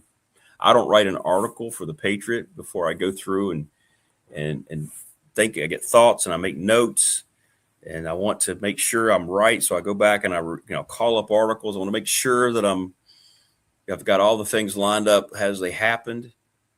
I think the media people that know they can just get clicks and make money, they understand that their clientele, they don't care about being told the truth anymore. The only truth they want to be told is what feeds their own beliefs. They don't care if it's true. They don't care what's really happening. They just want to be, okay, yeah, this is how I feel about something. I hate this. I like that. I hate this president. I like that president. So anything against the president I hate is true. Anything for the president I like is true. Alabama fans they're the ones that are commenting on some of these posts about, well, you have no proof about what are you talking about? We didn't do that. He got all those 5-star players. One year, Nick Saban had 15 5-star players. I saw one post. How do you think that happened at one school? 15? Come on. So the failure is not in the system that has developed in college athletics. The failure is the fact that nobody at all regulated the system as we went along that would have prevented the O'Bannon case from ever happening. But in any event, the White Vic coming up. Joining us now on the program is this gentleman. Few people are more respected in his industry than Bob Black, the voice of the Richmond Spiders. What's up, brother? Good morning, Bob. How are you? How we doing, Rick? Good to see you. Good to talk to you. Good to see you. Loving it. Summertime, man, and things have changed for you a little bit, I know, right? You got stuff going on now. Or not going on. Not going on. It's more like it's a radio-free summer, Rick. That's the way I'm kind of positioning it. So, yeah, I've man, I got to be really clear on this because so many people think and probably wish that I had fully given it up and retired, but that's not the case. I'm trying not to use the R word here other than Rick. Hung up the mic for the Sports Huddle for the afternoon talk show that we do here in Richmond. 15 years of that was enough in my mind anyway. So giving that part up, but still did not give up my day gig. Still the voice of the Spiders. No, hey, well, I did that too, right? I did that last, December 24 and took about 6 to 8 months off. So, but hopefully with things you've told me that might be cooking, you're going to be maybe coming up again here soon in a different type of atmosphere. Maybe. We'll see. We'll see how that goes. I'm keeping a watchful eye on you and how successful you are. I'm not sure I can follow in those footsteps. But I'm actually, Rick, I got to tell you, really enjoying kind of being a fan. Absolutely. You know, like I can watch the sports that I want to watch and not watch the sports that I don't have to watch so that I can talk about them. And I can also watch games just as a fan. Like I'm not taking any mental notes in the back of my head for things, for bullet points to talk about the next morning, and can just kind of, enjoy whether it was, game one of the Stanley Cup Finals or last night's NBA game or a baseball or whatever, just kind of watch it as a fan. I think I'll be raring and ready to go by late August when football starts, though, and get back on the air. Absolutely. Absolutely. Well, I want to ask you about, yesterday, Nick Saban, he's making the rounds, and I'm just kind of shaking my head. I mean, he got a lot of criticism on, response. And everybody wants to look at him as being the sound voice of college athletics and kind of forget his past and where he came from. I think it's fairly humorous that he thinks he's saying things that are profound. You and I have talked about this. We know what's been happening. What were some of your thoughts about that? And do you see any progress that's being made with all these conversations that are coming down from Congress and everything else, and people, the realizations at least there, smacking them in the face finally that this is unsustainable? But what do you see anything that's actually positive developing with any of this?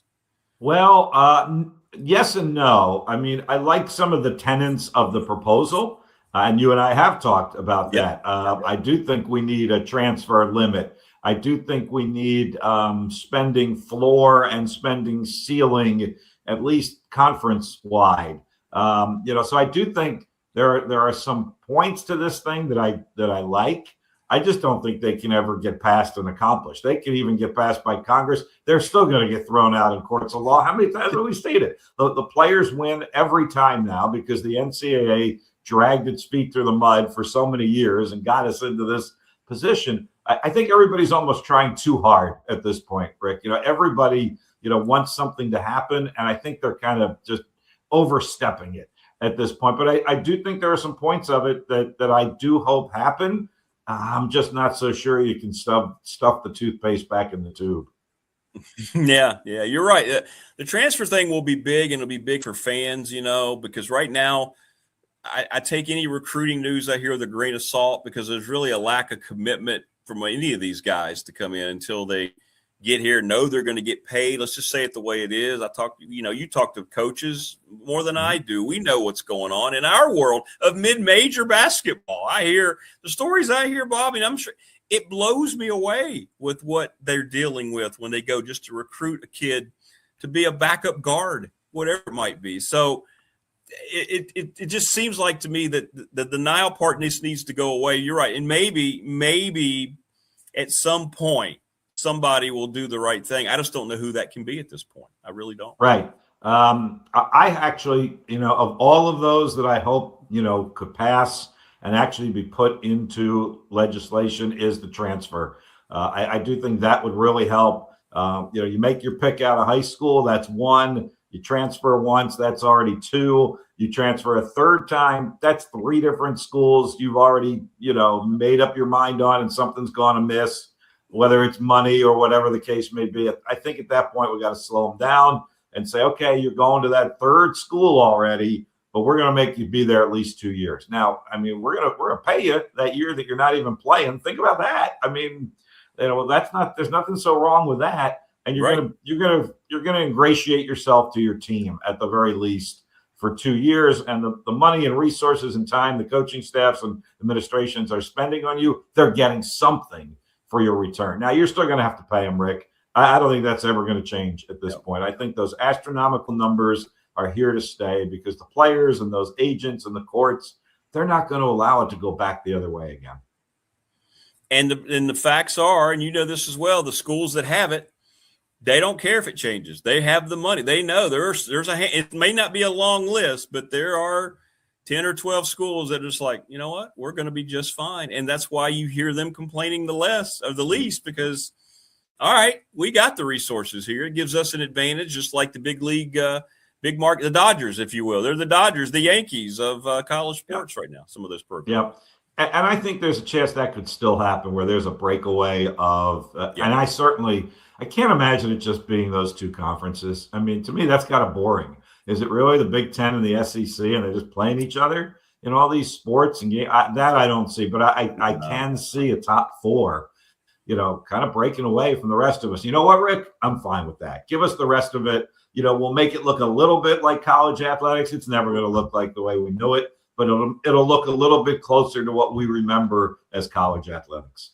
100%. I think that's what's going to happen. I'm thinking maybe 60 teams in the big breakaway, and then you can divide it into divisions. I've seen a lot of models that make a lot of sense. You could have 8 divisions within those 60, whatever it ends up being the number. Let them do their thing centered around football. And you're right.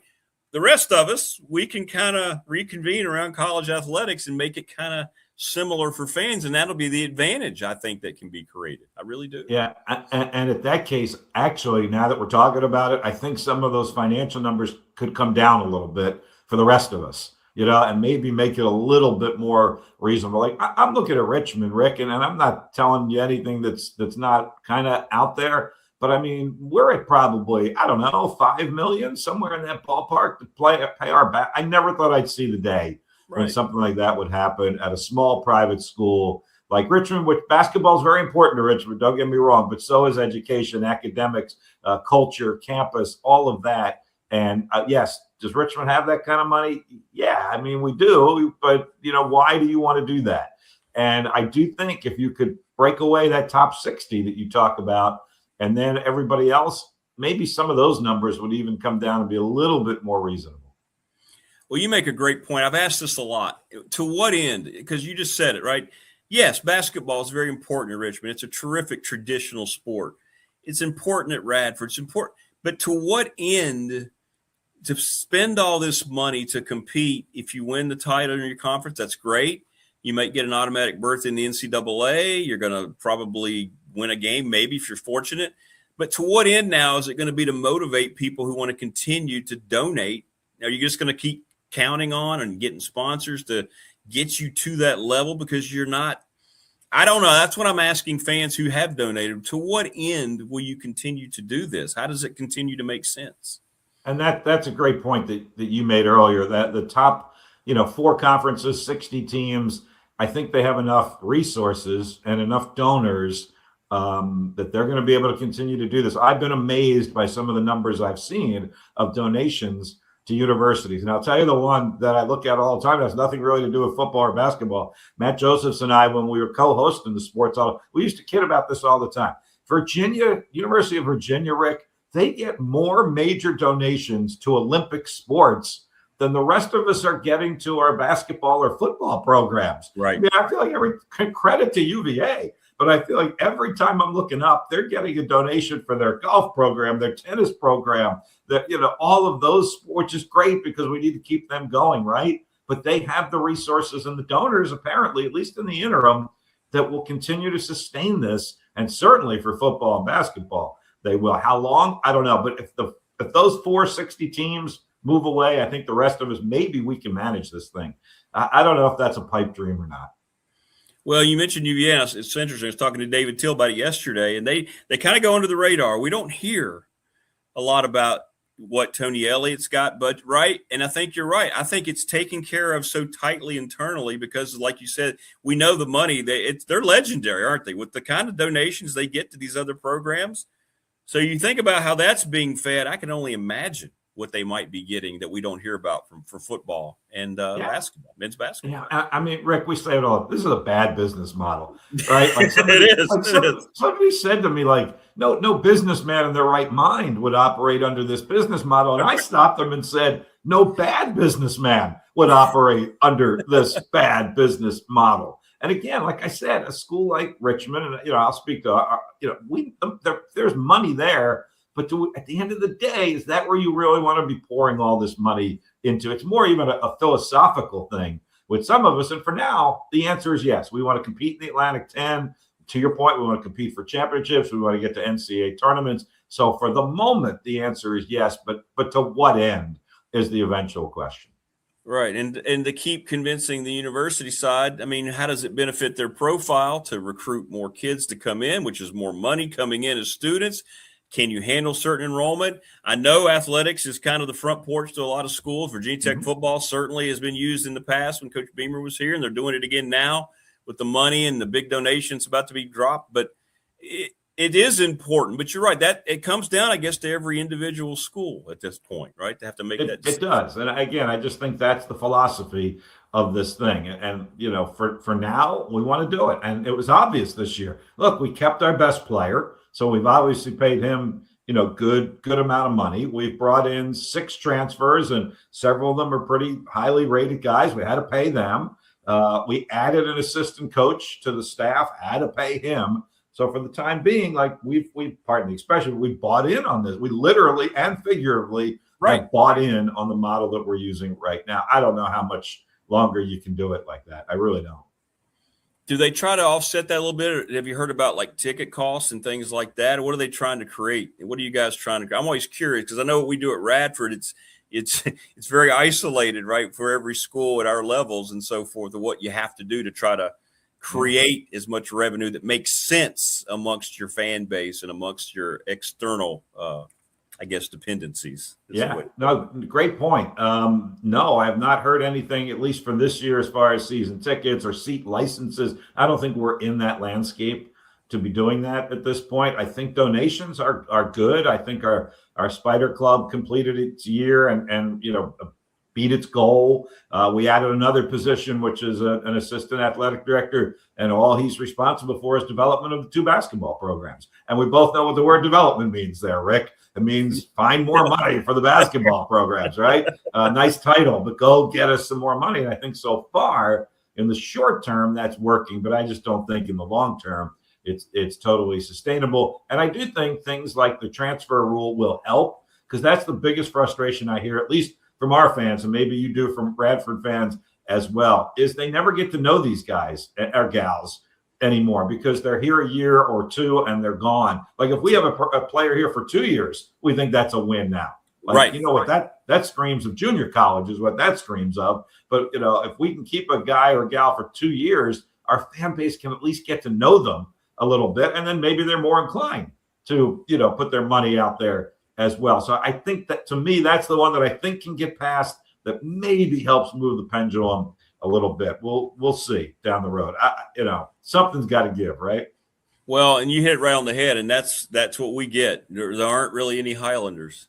These are guys, they're here, but are they really part of our culture? Are they just coming by to get paid? Are they just coming by to stop by for a year? And just like, are there any Spiders going forward? Are there any, George Mason Patriots really? I mean, where are we going? Because it does mean a lot to the fan base to have guys that mean something to the community, that care more about, the school than maybe they're going to be led to now with the current environment. But it is a major problem. We hear it all the time. We do. And here's the other perspective, and I don't know if you and I have talked about this, but I've beaten the drum on this example that I threw out there on our show when I had it. I've had fans come up to me at before basketball games, and you say, you know what the other problem is?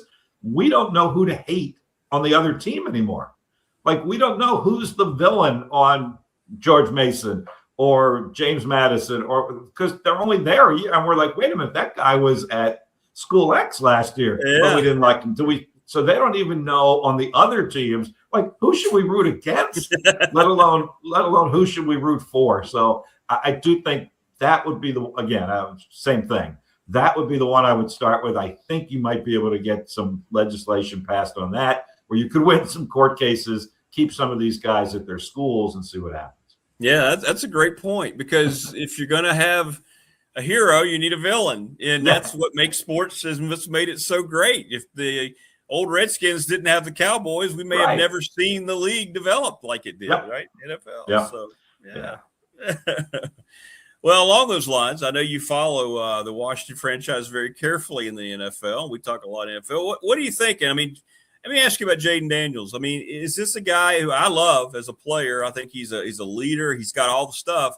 Does he have the body, the physical stuff to take this so he can maybe develop into the player that I still think he can be for that organization? Yeah, I think this is a critical year for him. Obviously, it is for the franchise as well. Dan Quinn, I think, is starting to settle into a hot seat a little bit, that they start to show some consistent success. Got a new young offensive coordinator. But I do think for Daniels, it all revolves around him. And I think this is a critical year for him on a couple of fronts, Rick. I think staying healthy is number one, to your point. We know that, he will get out there, he'll scramble, he'll take some hits, he'll pop up. But, if he doesn't pop up, now what do we do? So I think that's part one. And then part two, look, there's some really good defensive coordinators in the National Football League. They've got a lot of tape on him now. Probably not as much as they'd like because he was hurt and out, but I do think they've got some game plans for him.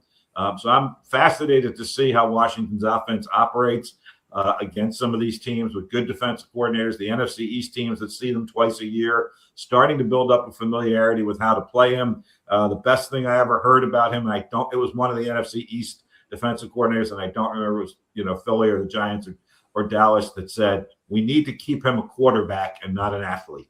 When he turns into an athlete, he becomes pretty dangerous and pretty good. If we can keep him as a quarterback, and I think you know where I'm going with that. Where he can't, show off that athleticism as much, then I think we got a chance to contain him. So I think it's a huge year for him, and obviously for Washington as well. And that division is going to be very interesting with John Harbaugh and what he's trying to turn the Giants around. And the Cowboys are always just kind of a big put a question mark above it. And then the Eagles are the team I think everybody's still chasing. So it's a division that's not gotten any easier with the addition of John Harbaugh, is it? Yeah, and I'm excited about that. I mean, I'm an Eagles fan. I don't know. You can see it behind me. Got some Eagles stuff back there. So I'm an Eagles fan. We just went through the whole A.J. Brown thing, that whole soap opera drama, got rid of him. I think Philly becomes addition by subtraction. At least I'm hoping, that distraction is gone in Philly. But I think the NFC East is significantly better this year, which is great, right? We all want, that's a division that when that division is good, football is better, I think. And look, I'm by no means a fan of those other three teams, but I do think the division is better this year, and I think that's good for football. So I think it's going to be fun to watch. And, I would like to say there's a clear-cut favorite in Philly, but I'm not so sure this time around. Well, I got to ask you, Bob, before we let you go, what's your all-time Eagles? What's your favorite Eagles green over the many years you've been a fan? I know what mine everybody loves the Kelly green, but I actually like the midnight green better. I'm a little bit, maybe I'm old school, but I like the midnight green a little bit better. I like the old-fashioned wings on the helmet from the Eagle that they've had. Yeah, I think I got the helmet up there actually. So I do like that, but the Kelly green has been wildly popular in Philly, and I like it. Don't get me wrong, but I'm more a midnight green guy. I like the whole Wilbert Montgomery era Howard Carmichael unis. I love those. Yeah. I thought those are the ones I kind of grew up with. So I'm like, that's what I loved. I love the those are good. You're good call. Good call. Those are my favorite ones. Well, man, listen, thanks for stopping by. So we got to do this more often now that you have a little bit more time, man. Good stuff. I'll be glad to come on. This is easy doing it this way.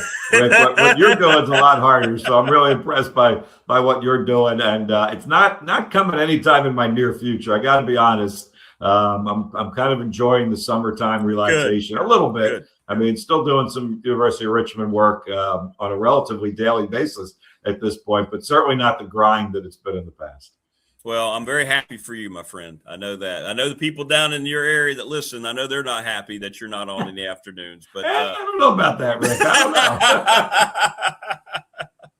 don't know. Well, enjoy your time, brother. Appreciate it. And we'll talk here again soon, man. Thanks a lot.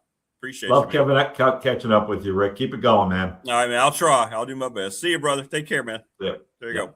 Bob Black, the voice of the Richmond Spiders. Great guy, great broadcaster. Good for him, man. I'm very glad he's able to make a choice to do that. 15 years is a long time. I mean, that's kind of what happened. It was 15 years for me in December of 2024. 15's about it. Like John Madden talked about the 10-year rule, right? You had to place 10 years. Maybe radio show hosts get to 15 years. And so then I brought it back here, which is kind of different, but the same, all at the same time.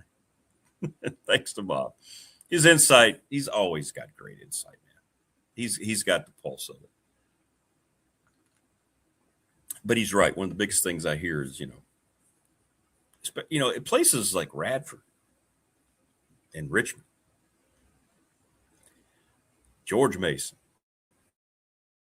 VCU, all these places, being a part of that university culture is even more important when athletes come through than maybe it even is at, Virginia Tech's going to experience this now going forward.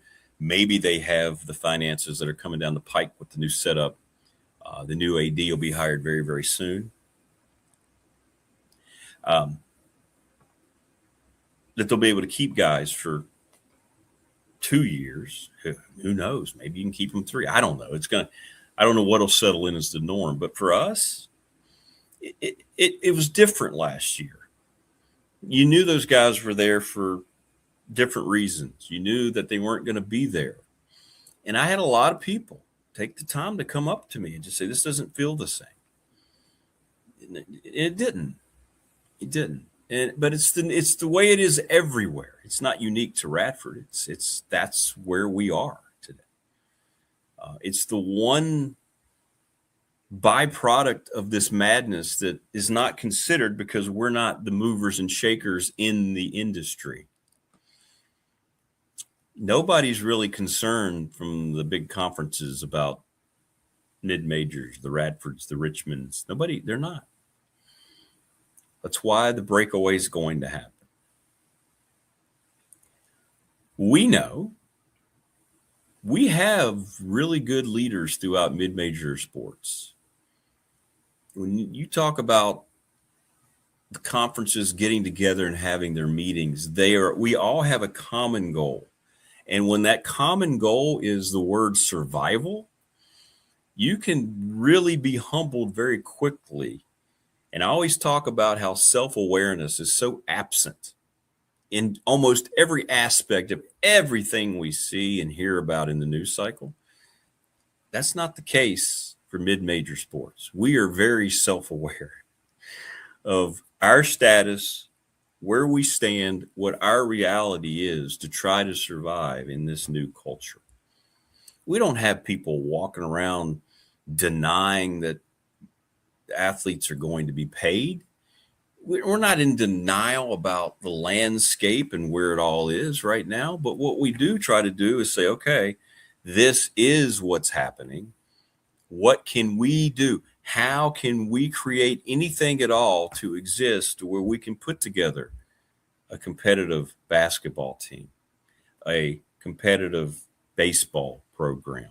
That does mean a little more, because for us, winning our conference championship, making an appearance in the big tournament creates revenue, not just for us, but for the whole league. So our goals are a little more defined, all right?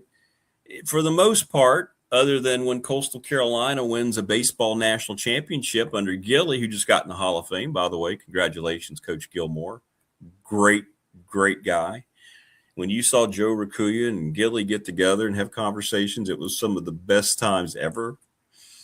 Any event, we know that our goal is to win. We win as soon as we get that NCAA berth.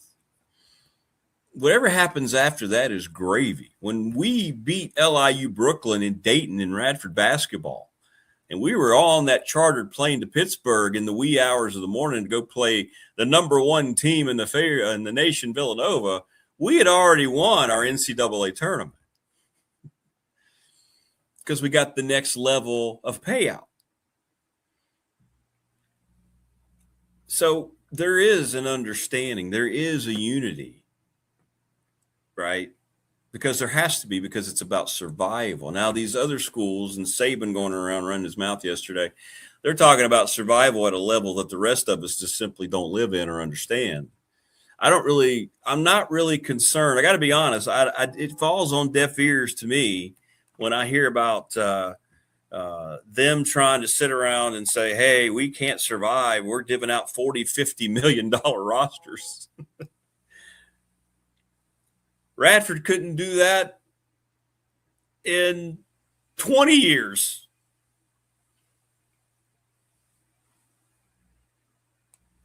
Right? So for me, I don't have a lot of sympathy toward the schools that are going to break away, that are getting the advantages that Virginia Tech's now creating for itself. They will find a way to be okay. And I am now fully of the belief at that level that the bottom is not going to fall out until the money runs out at the top levels, until they look around and realize that the avenue and resources that continue to supply enough money to make it make sense is no longer balancing. And then when that happens, then there'll be action, and it'll have to come from after the breakaway, when these things are developed and depending on how the TV contracts look. I mean, the networks only have so much money. There's only so many streaming services and so much advertising you can sell. And so many times you can keep going back to your donor base. It just becomes a repetitive cycle. It's a circle, a never-ending circle. People always talk about having these circular conversations that never close. There's no ending. Well, that's kind of what this has become. There's no ending to this. It's great. Tech's getting ready to get a massive donation. The rumors are flying about how much it could be, right, after this new creation of Hokie Ventures and all this. New AD coming in, new president. new rector, new setup, new football coach. Right now, it's going to put them on, hey, a fast track to compete and be right there in the middle of all this. Until how long? When it's not anymore? A year? 2 years? Probably not even 2 years, a year. Oh, by the way, this was awesome. Thank you. It's not enough. We've already heard it once. So it's a circular pattern. There's no close. And that's what's going to eventually catch up to them, even after the breakaway. There's a reason that 3 out of the 4 power leagues are all in on the 2014 playoffs. It's all about revenue creation. That's the only thing they're looking at. They don't care about just stop with all this tradition of college football and damaging the regular season and the structure of. Let's stop. Just stop with the pretend things that don't matter anymore. They don't matter.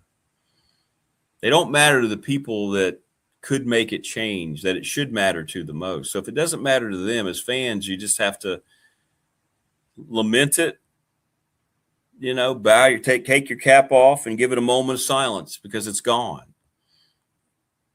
The traditional part of all sports is basically gone. It happened in baseball with interleague play. It's happened with the expansion of playoffs, the wild card in the NFL, and Major League Baseball again, and now it's happened with collegiate sports transition into full-time professional sports. And the SEC, who has believed it has operated at a big financial gain over all the others for all these years, there's a reason they're the last ones to hold out for the 2014 playoff. They want to make sure they still don't have an avenue toward all the resources and advantages they've had over the rest. The Big Ten's passed them. I don't think that realization really came into light until they just had their SEC meetings last week. I think now some of the ADs and the presidents, more than half that they reported, are saying that they now understand why there has to be a 2014 playoff.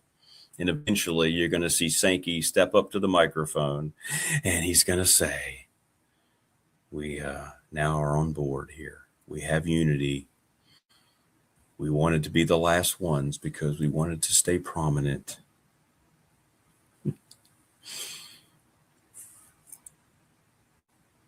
So it is what it is. It is what it is. And nothing Nick Saban said yesterday,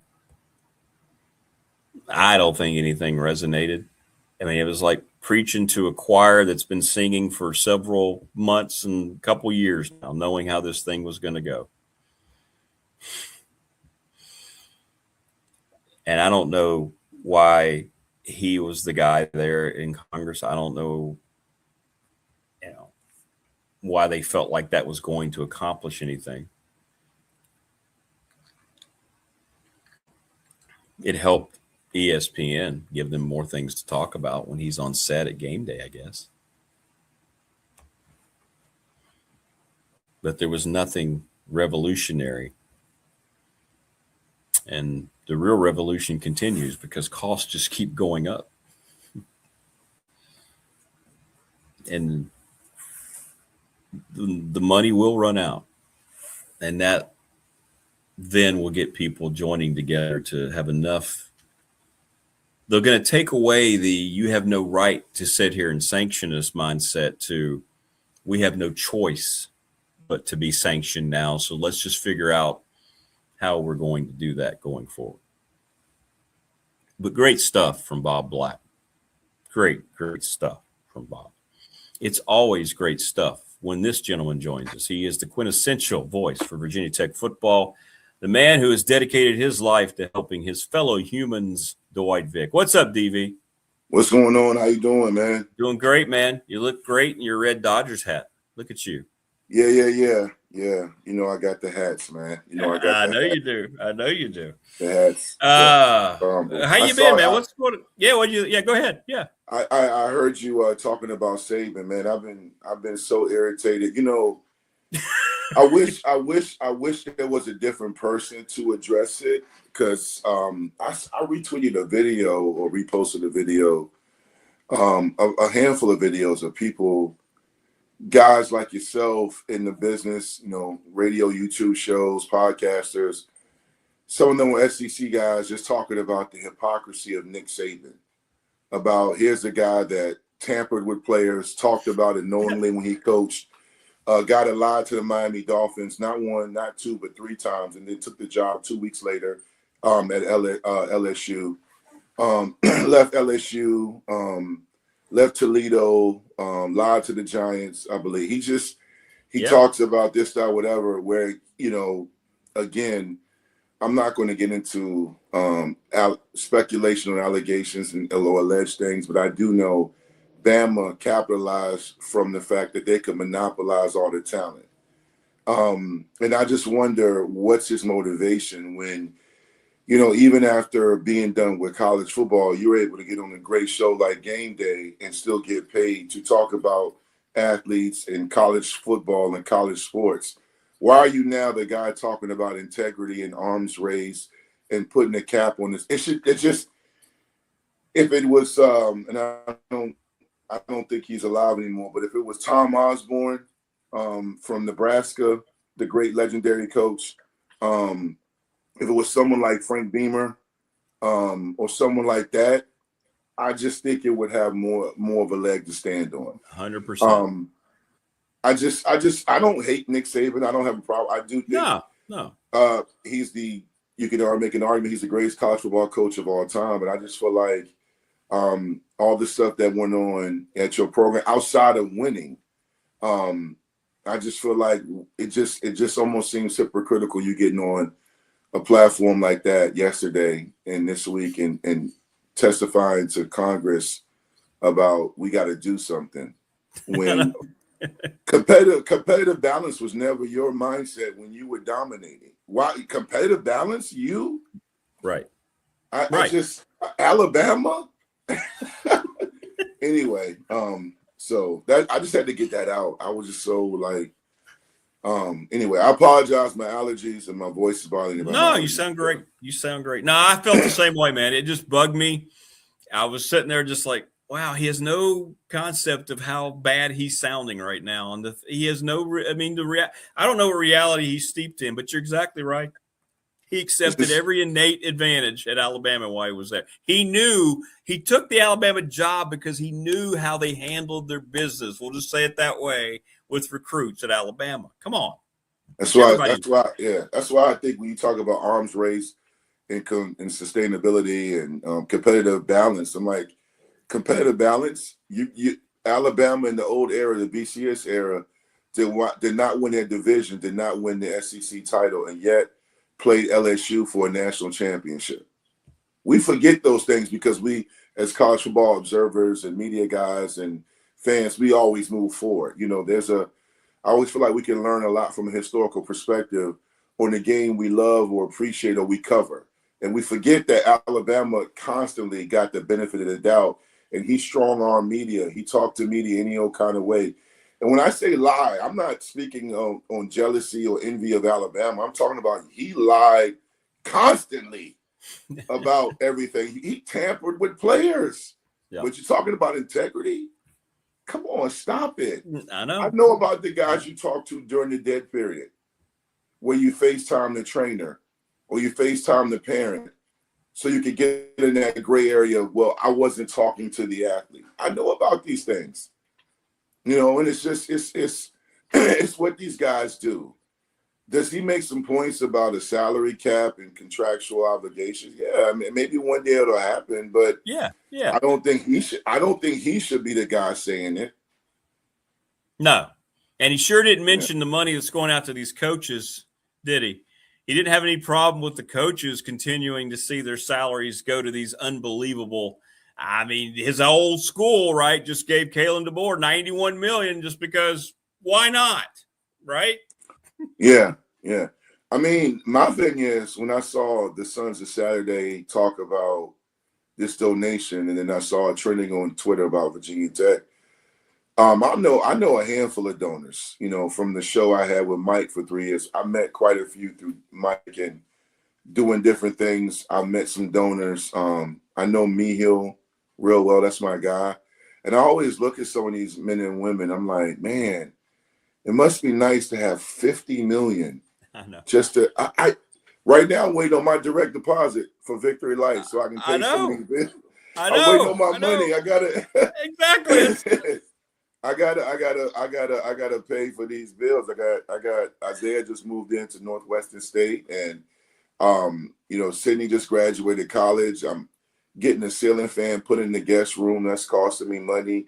And I'm balancing all these finances, and then I look on Twitter, I look at my phone, I'm like, alleged 75 million. I mean, we don't know the actual amount, but I'm like, where they do that at? That's crazy. How do you just have that? Is that sock money? What are we doing here? But it's the life we've always lived in, the haves and the have not. I mean, it's starting to look like, though, for the first time since the new era began of college sports, Virginia Tech football, more so than basketball, wrestling, and everything else, is looking like they're about to be on the right side of history. Yeah. The last time they were on the right side of history is in 2003, when they left the Big East along with Miami and Boston College and joined the ACC. A conference many longtime Tech fans will always say they should have been in anyway, even though if you look at the old Big East regime, I've been posting some videos. The Big East, the old Big East was really, really tough, and it was a great football conference. And it was great. They did the 30 for 30 on that, the Big East, the basketball, how it evolved. In a lot of ways, though, the football, adding football, kind of ruined the old Big East when you had John Thompson and all those guys coaching in the old Big East, and they added football. And then now, I don't even know what the Big East football conference looks like. Yeah, I'm not sure either. It's got all sorts of teams in there. Yeah. So having Franklin there, he gives Virginia Tech a lot of cachet. He gives them credibility. He's recruiting at an all-time rate. It's great. It's great to see. I love the 4 stars. I love that we're in the top 10 right now. We'll probably, when it's all said and done, maybe be a top 15, top 12, top 11. That is amazing. And hopefully, fingers crossed, all these players stick. But I'm old now. I'm getting old. And what I mean is, I've been around long enough to know that this is great. You need depth, you need talent.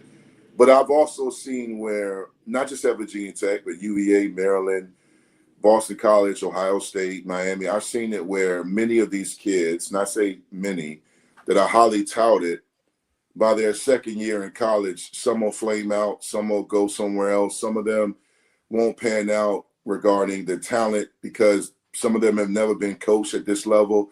Yep. Some of them have been playing out of position. Some of them have been dominating a weak high school league. I've seen it. I used to write and work for Rivals and 247. Yeah, that's so right. I've seen it where I'm like, oh, wow, this is a great get. And then, I posted the other day on the Instagram page I shared with my cousin Mike, the old Ohio State win and how Ohio State, we went to the shoe and beat them. And I was looking at Marshawn Williams. I'm like, oh, man, he was an animal for us the first year. He's from Phoebus High School. He played it in my high school for 3 years, and he transferred to Phoebus. Him and Shaw McKenzie. Shaw McKenzie was that great running back, really highly touted 4-star running back that had multiple knee injuries, I believe. And him and Marshawn never really panned out after that. Like, unfortunately, it wasn't because they weren't good. It was just the knee injuries. So you pray all these guys stay healthy, whether they stay at Tech or not. But, I'm excited for the perception, the media attention. That's it. Yeah. And that's great for branding. It's exciting that Franklin comes in and does this. It's just that, come August, we got to talk about, you got to beat Maryland and you got to win games. You got to win games. You got to win games because vibes will get you beat. 100%. And I agree on every point. I get a little pushback here because people say you don't talk about this recruiting enough. And I take the same mindset. Look, it's great for perception. And we already knew James Franklin was a good recruiter. Now he's got money. It makes sense. And it's a great vibe. But I want to see what it looks like in 2 years. How much of this class everybody's going to be talking? They're not going to be here for another year and a half. So let's just see, are they still going to stay committed? Do they have good final seasons in high school? What will the roster look like when they get here? Will they even need those guys as much anymore? I don't know, but I'm looking at the 26 team. That's the only thing I'm looking at going. And I think that in the landscape of college sports right now, I'm not going to apologize for that because I think that's all we have. And I think he's done a really good job. The talent level on this team looks like it's better. I'm just focused on this team. I'm not worried about what recruits may do 2 or 3 years down the road. I'm just not. Yeah, I'm the same way. I'm excited that, we're being talked about in the off season for all the right reasons. I like the little YouTube show they have. I like how Corey Moore and my cousin and the great Cornell Brown and Ike Charlton, the Norfolk State staff, was in town for the spring and talked to the players, and he highlighted the legacy of those guys, Franklin Nebby.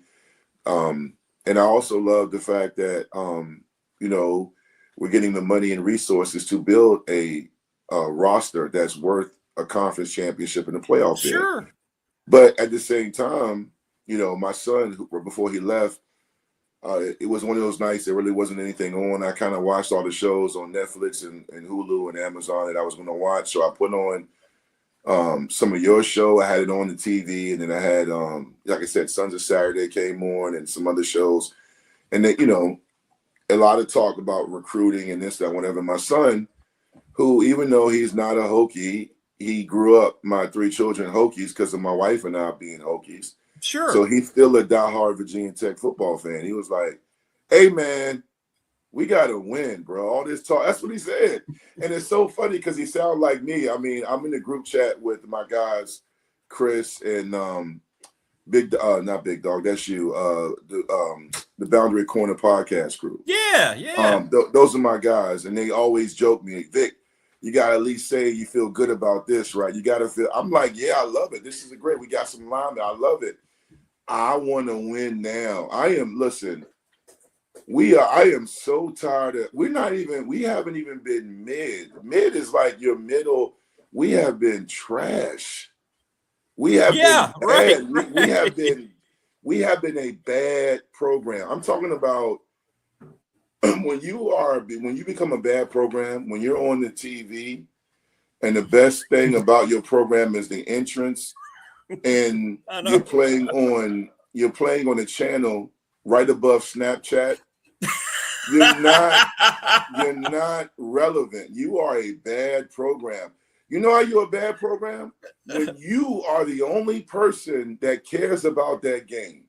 No one else in America cares about you and NC State. Nobody cares about you and SMU because they know you're going to lose. So nobody, you and again, people like, Vic, you're the Virginia Tech ambassador. How can you talk bad? I'm not talking bad about my program. You're talking bad? No, you're not. I'm talking reality. I'm talking about, I know these 2 corners are going to get beat on 3rd and 25. I know that we're going to fumble the ball in the red zone. I know that on 3rd and 1, we're going to false start. I know we're going to call a timeout and come back in the same formation before the timeout. So don't talk to me like I'm hard on these guys. I know. In my 5-year career at Tech, I had 1 false start. So don't tell me I can't speak on it. I know. That's all I'm saying. Where I see 4 or 5 false starts every weekend, but the O-line has potential. What are you talking about?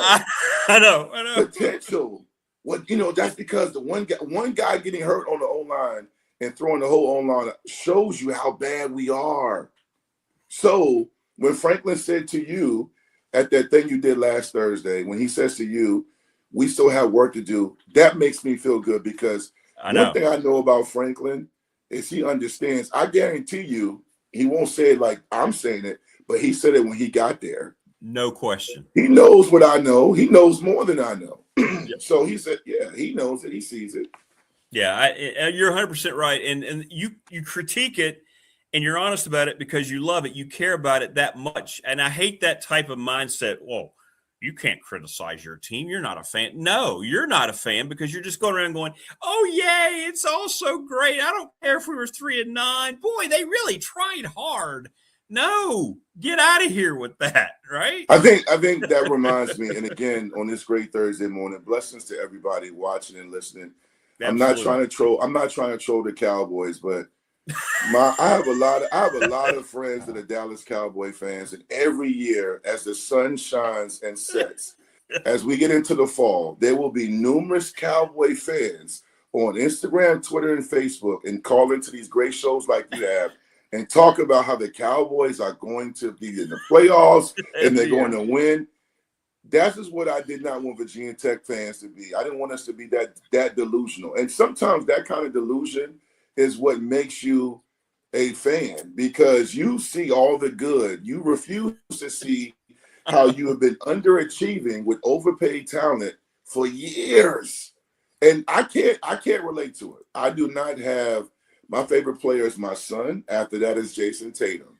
I don't, once he leaves the Celtics, I'm leaving with him. I love players. I like Jalen Hurts. I like Dak Prescott. I like certain players, and that gives me peace of mind. And if you know me, if you say, well, why do you like these players? It's the same reason why I like a great artist, a great singer, a great actor, because I know what I'm going to get when I watch them play. Whether I pay for them in person to see them play or I watch on my app, my phone, or my iPad, or my television, I feel like I'm getting 2-3 hours of what they're paid to do, and they care about it as much as I care to watch them. Right. And I think that's what gets lost. I cannot be that delusional. I cannot be that loyal. When I was a kid, I was a diehard Redskins fan, but I knew Art Monk, Ricky Sanders, the Posse, Joe Gibbs, Russ Grimm, that offensive line, they were going to play.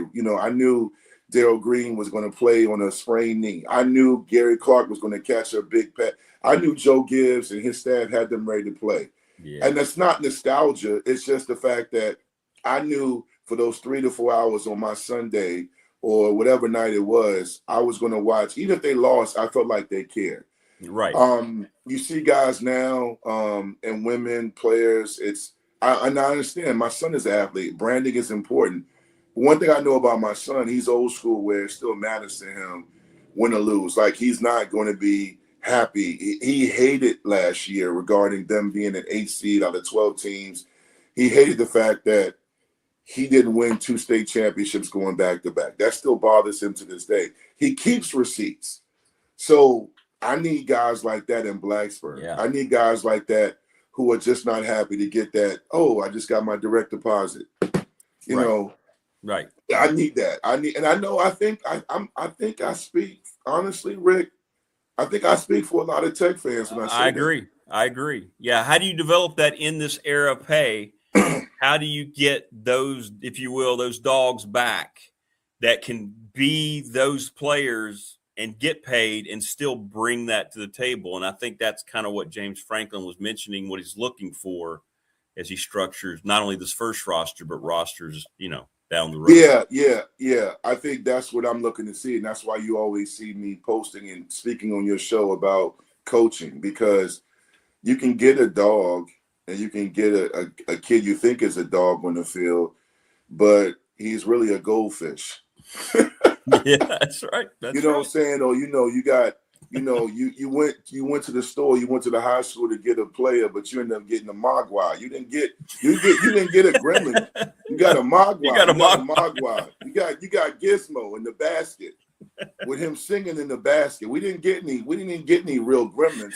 I want some Wreck-It Ralphs. I want some gremlins where after midnight they eat and they tear the whole city up. There you go. Right. And I know that sounds crazy. I'm not asking kids to tear up Christiansburg and Floyd County and Blacksburg.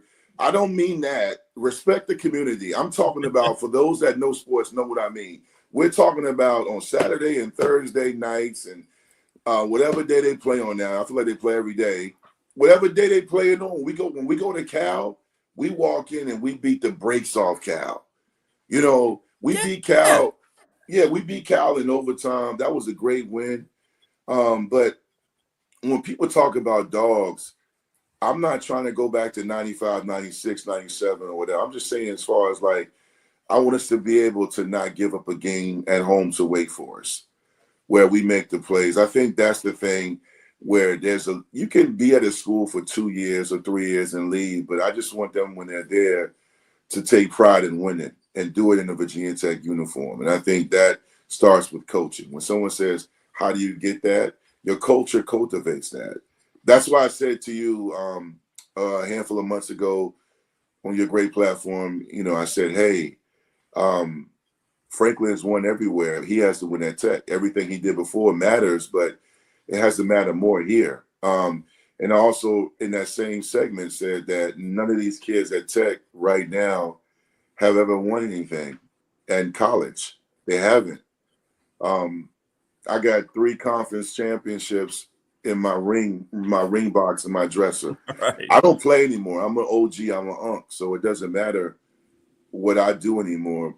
But I do know what it takes to win. And, it's not just running stadium steps and doing push jerks and push presses and squats and screaming and throwing the weight down. It does start in the weight room, though. It does start with condition. It does start with showing up on time at practice. Those things matter.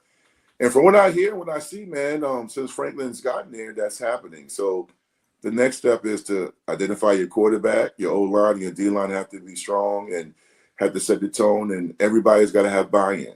And right. That's essential. Question for you, since you've been talking about the NBA, Wayne asked, who's the best NBA player or players at the top of your list of all time? Oh, don't do that to me, Wayne. Those questions are hard, man. I don't know. I mean, when I tell you, Wayne, I'm a fan, I really am a fan of players. Basketball is my favorite sport, actually. That's what, you've told, you've said that basketball is my favorite sport. I mean, it can change. I mean, you got to look at Jordan, of course, Michael Jordan, Shaq. I don't know if you're talking about my favorite or the best of all time. Those things are so fluid, man, because my dad growing up, man, my dad's in the 70s and he always talked about Earl the Pearl and other guys he saw play. I mean, those lists are tough to do, Wayne. I'll just say, you got Jordan, Shaq, LeBron, I guess it has to be. I mean, LeBron has been amazing, the longevity and skill and just all the things he's done. I would like to hear Keon break it down. Your guy that comes on. He's the basketball. I'm a basketball guy. I have an AAU organization. I've coached basketball for several years. But it's tough because I'll get off this segment and be mad I didn't mention somebody. So I'm going to leave. I mean, because there's Larry Bird. People talking about Larry Bird couldn't have played today. But, man, Larry Bird was a savage. Oh, my gosh. He would excel even more today. Yeah, I mean, you talk about Akeem Olajuwon and how he revolutionized the center position. I mean, if he played today when you can't touch and his post moves as well as his ability. Lord. There's so many guys I love watch play. I love the new era. Steph Curry is absolutely amazing. I mean, again, when I talk about Tech being on the right side of history, we dropped the ball not once with him, but twice, even with his younger brother. So I feel like one reason why Tech has never been able to get over the hump in football is we got to get on the right side of history, which is right now, I think, with the donations, with that conference realignment on the horizon, and also the kind of players we're starting to get, the culture we're rebuilding. And when Franklin said he wants us to be big time, and that's what he's talking about, like even the facilities being big time and not being stuck, And part of that was some of the guys in Merriman were stuck in my era. They never evolved. And that kind of goes back to Wayne's question. I think greatness is when you watch a player and you say, could he or she play in any era? And I think that's what I look at. Like Walter Payton could play at any era. No question. I mean, that's how I look at it. Basketball is one of those sports. It's basketball. The rules do dictate kind of like what they can and cannot do to some degree, but I definitely think a guy like Jordan obviously can play in any area, but LeBron is great too. I think LeBron hurt his image with some of the old school guys because the flopping and the announcement and some of the stuff that the game had never seen before as far as branding and I think people get annoyed by that. I'm not a fan of what the OKC Thunder do. I tell you that. I can't stand all the flopping and falling. Oh, it's terrible. I hate that, man. Like, play ball. But Wayne, that's an answer you can ask me. A question you can ask me over time every 2-3 months. My list will somewhat change. Because you forget about a guy like Tim Duncan. Tim Duncan won five. No. He won 5 championships. He had a great career at Wake Forest. And then he just showed up every day, man. He was amazing. You know, some people say he was born to watch.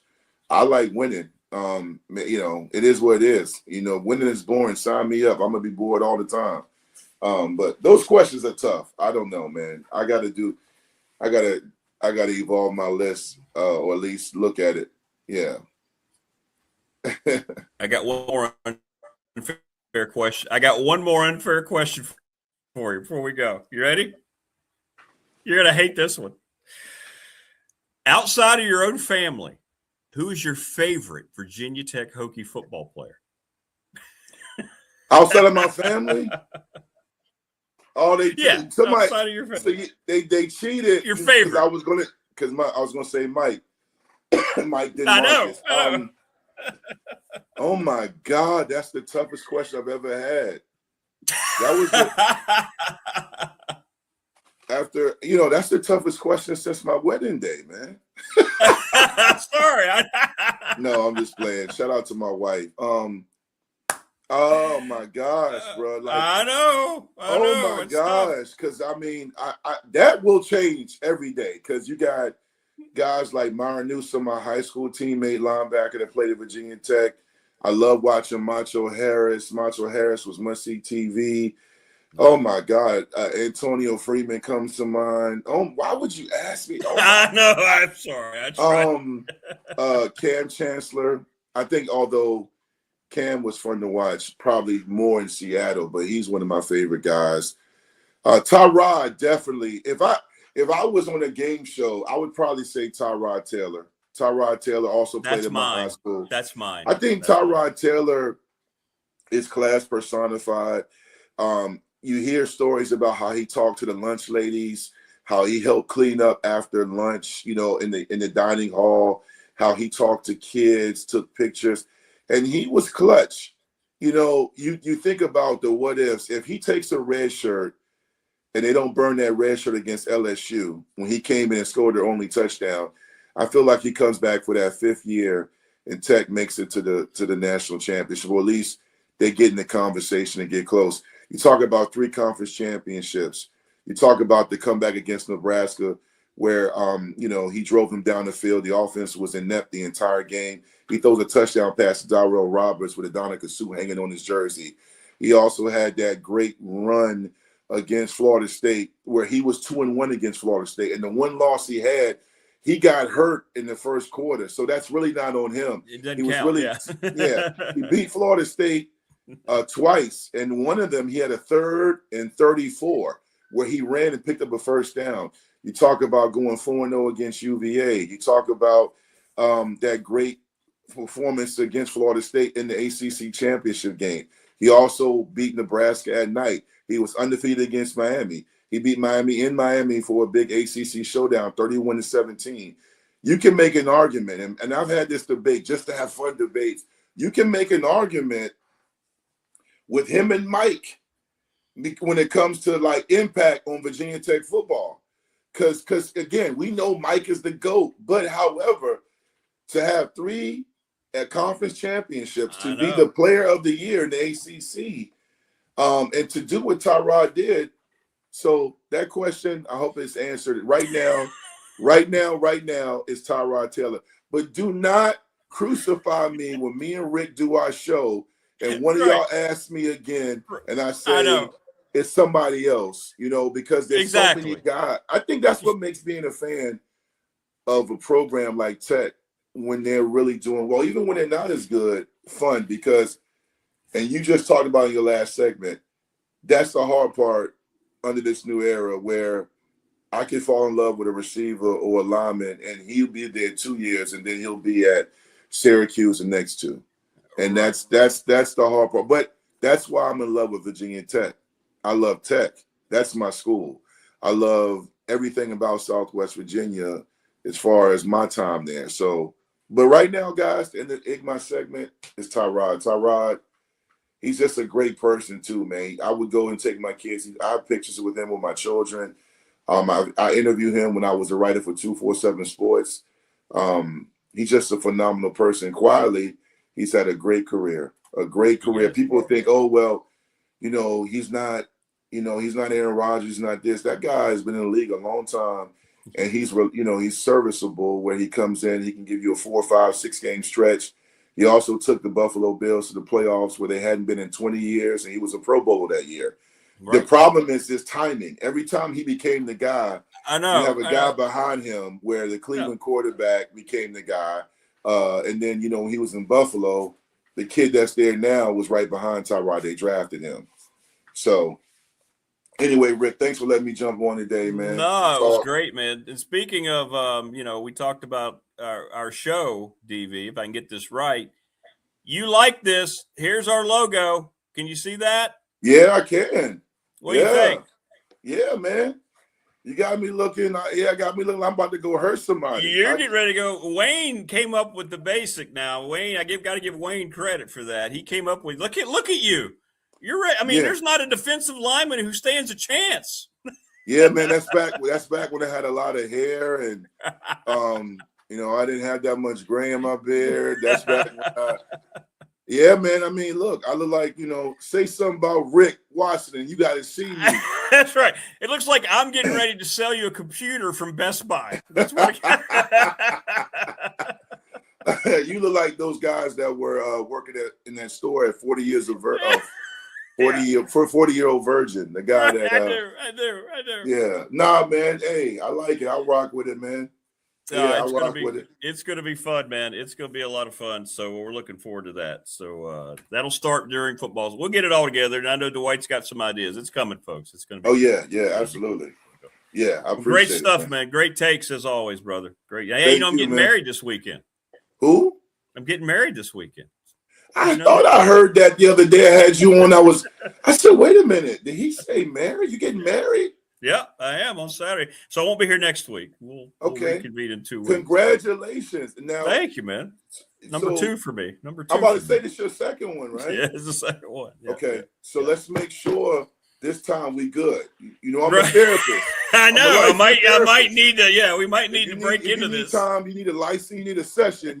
I'm free of charge. I got you. Okay, good. Because you might get a call. One of these degrees behind here is a marriage and family therapy degree. So yeah.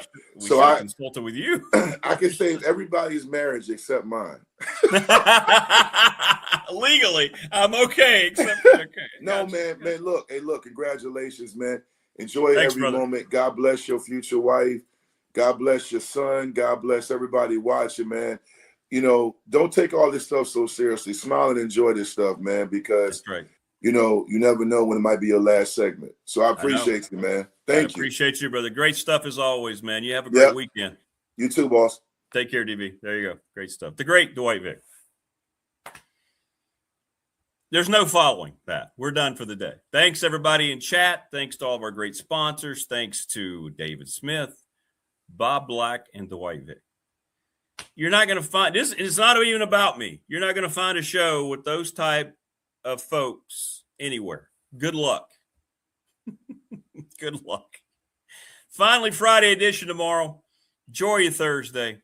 We will see you then, everybody. Take care.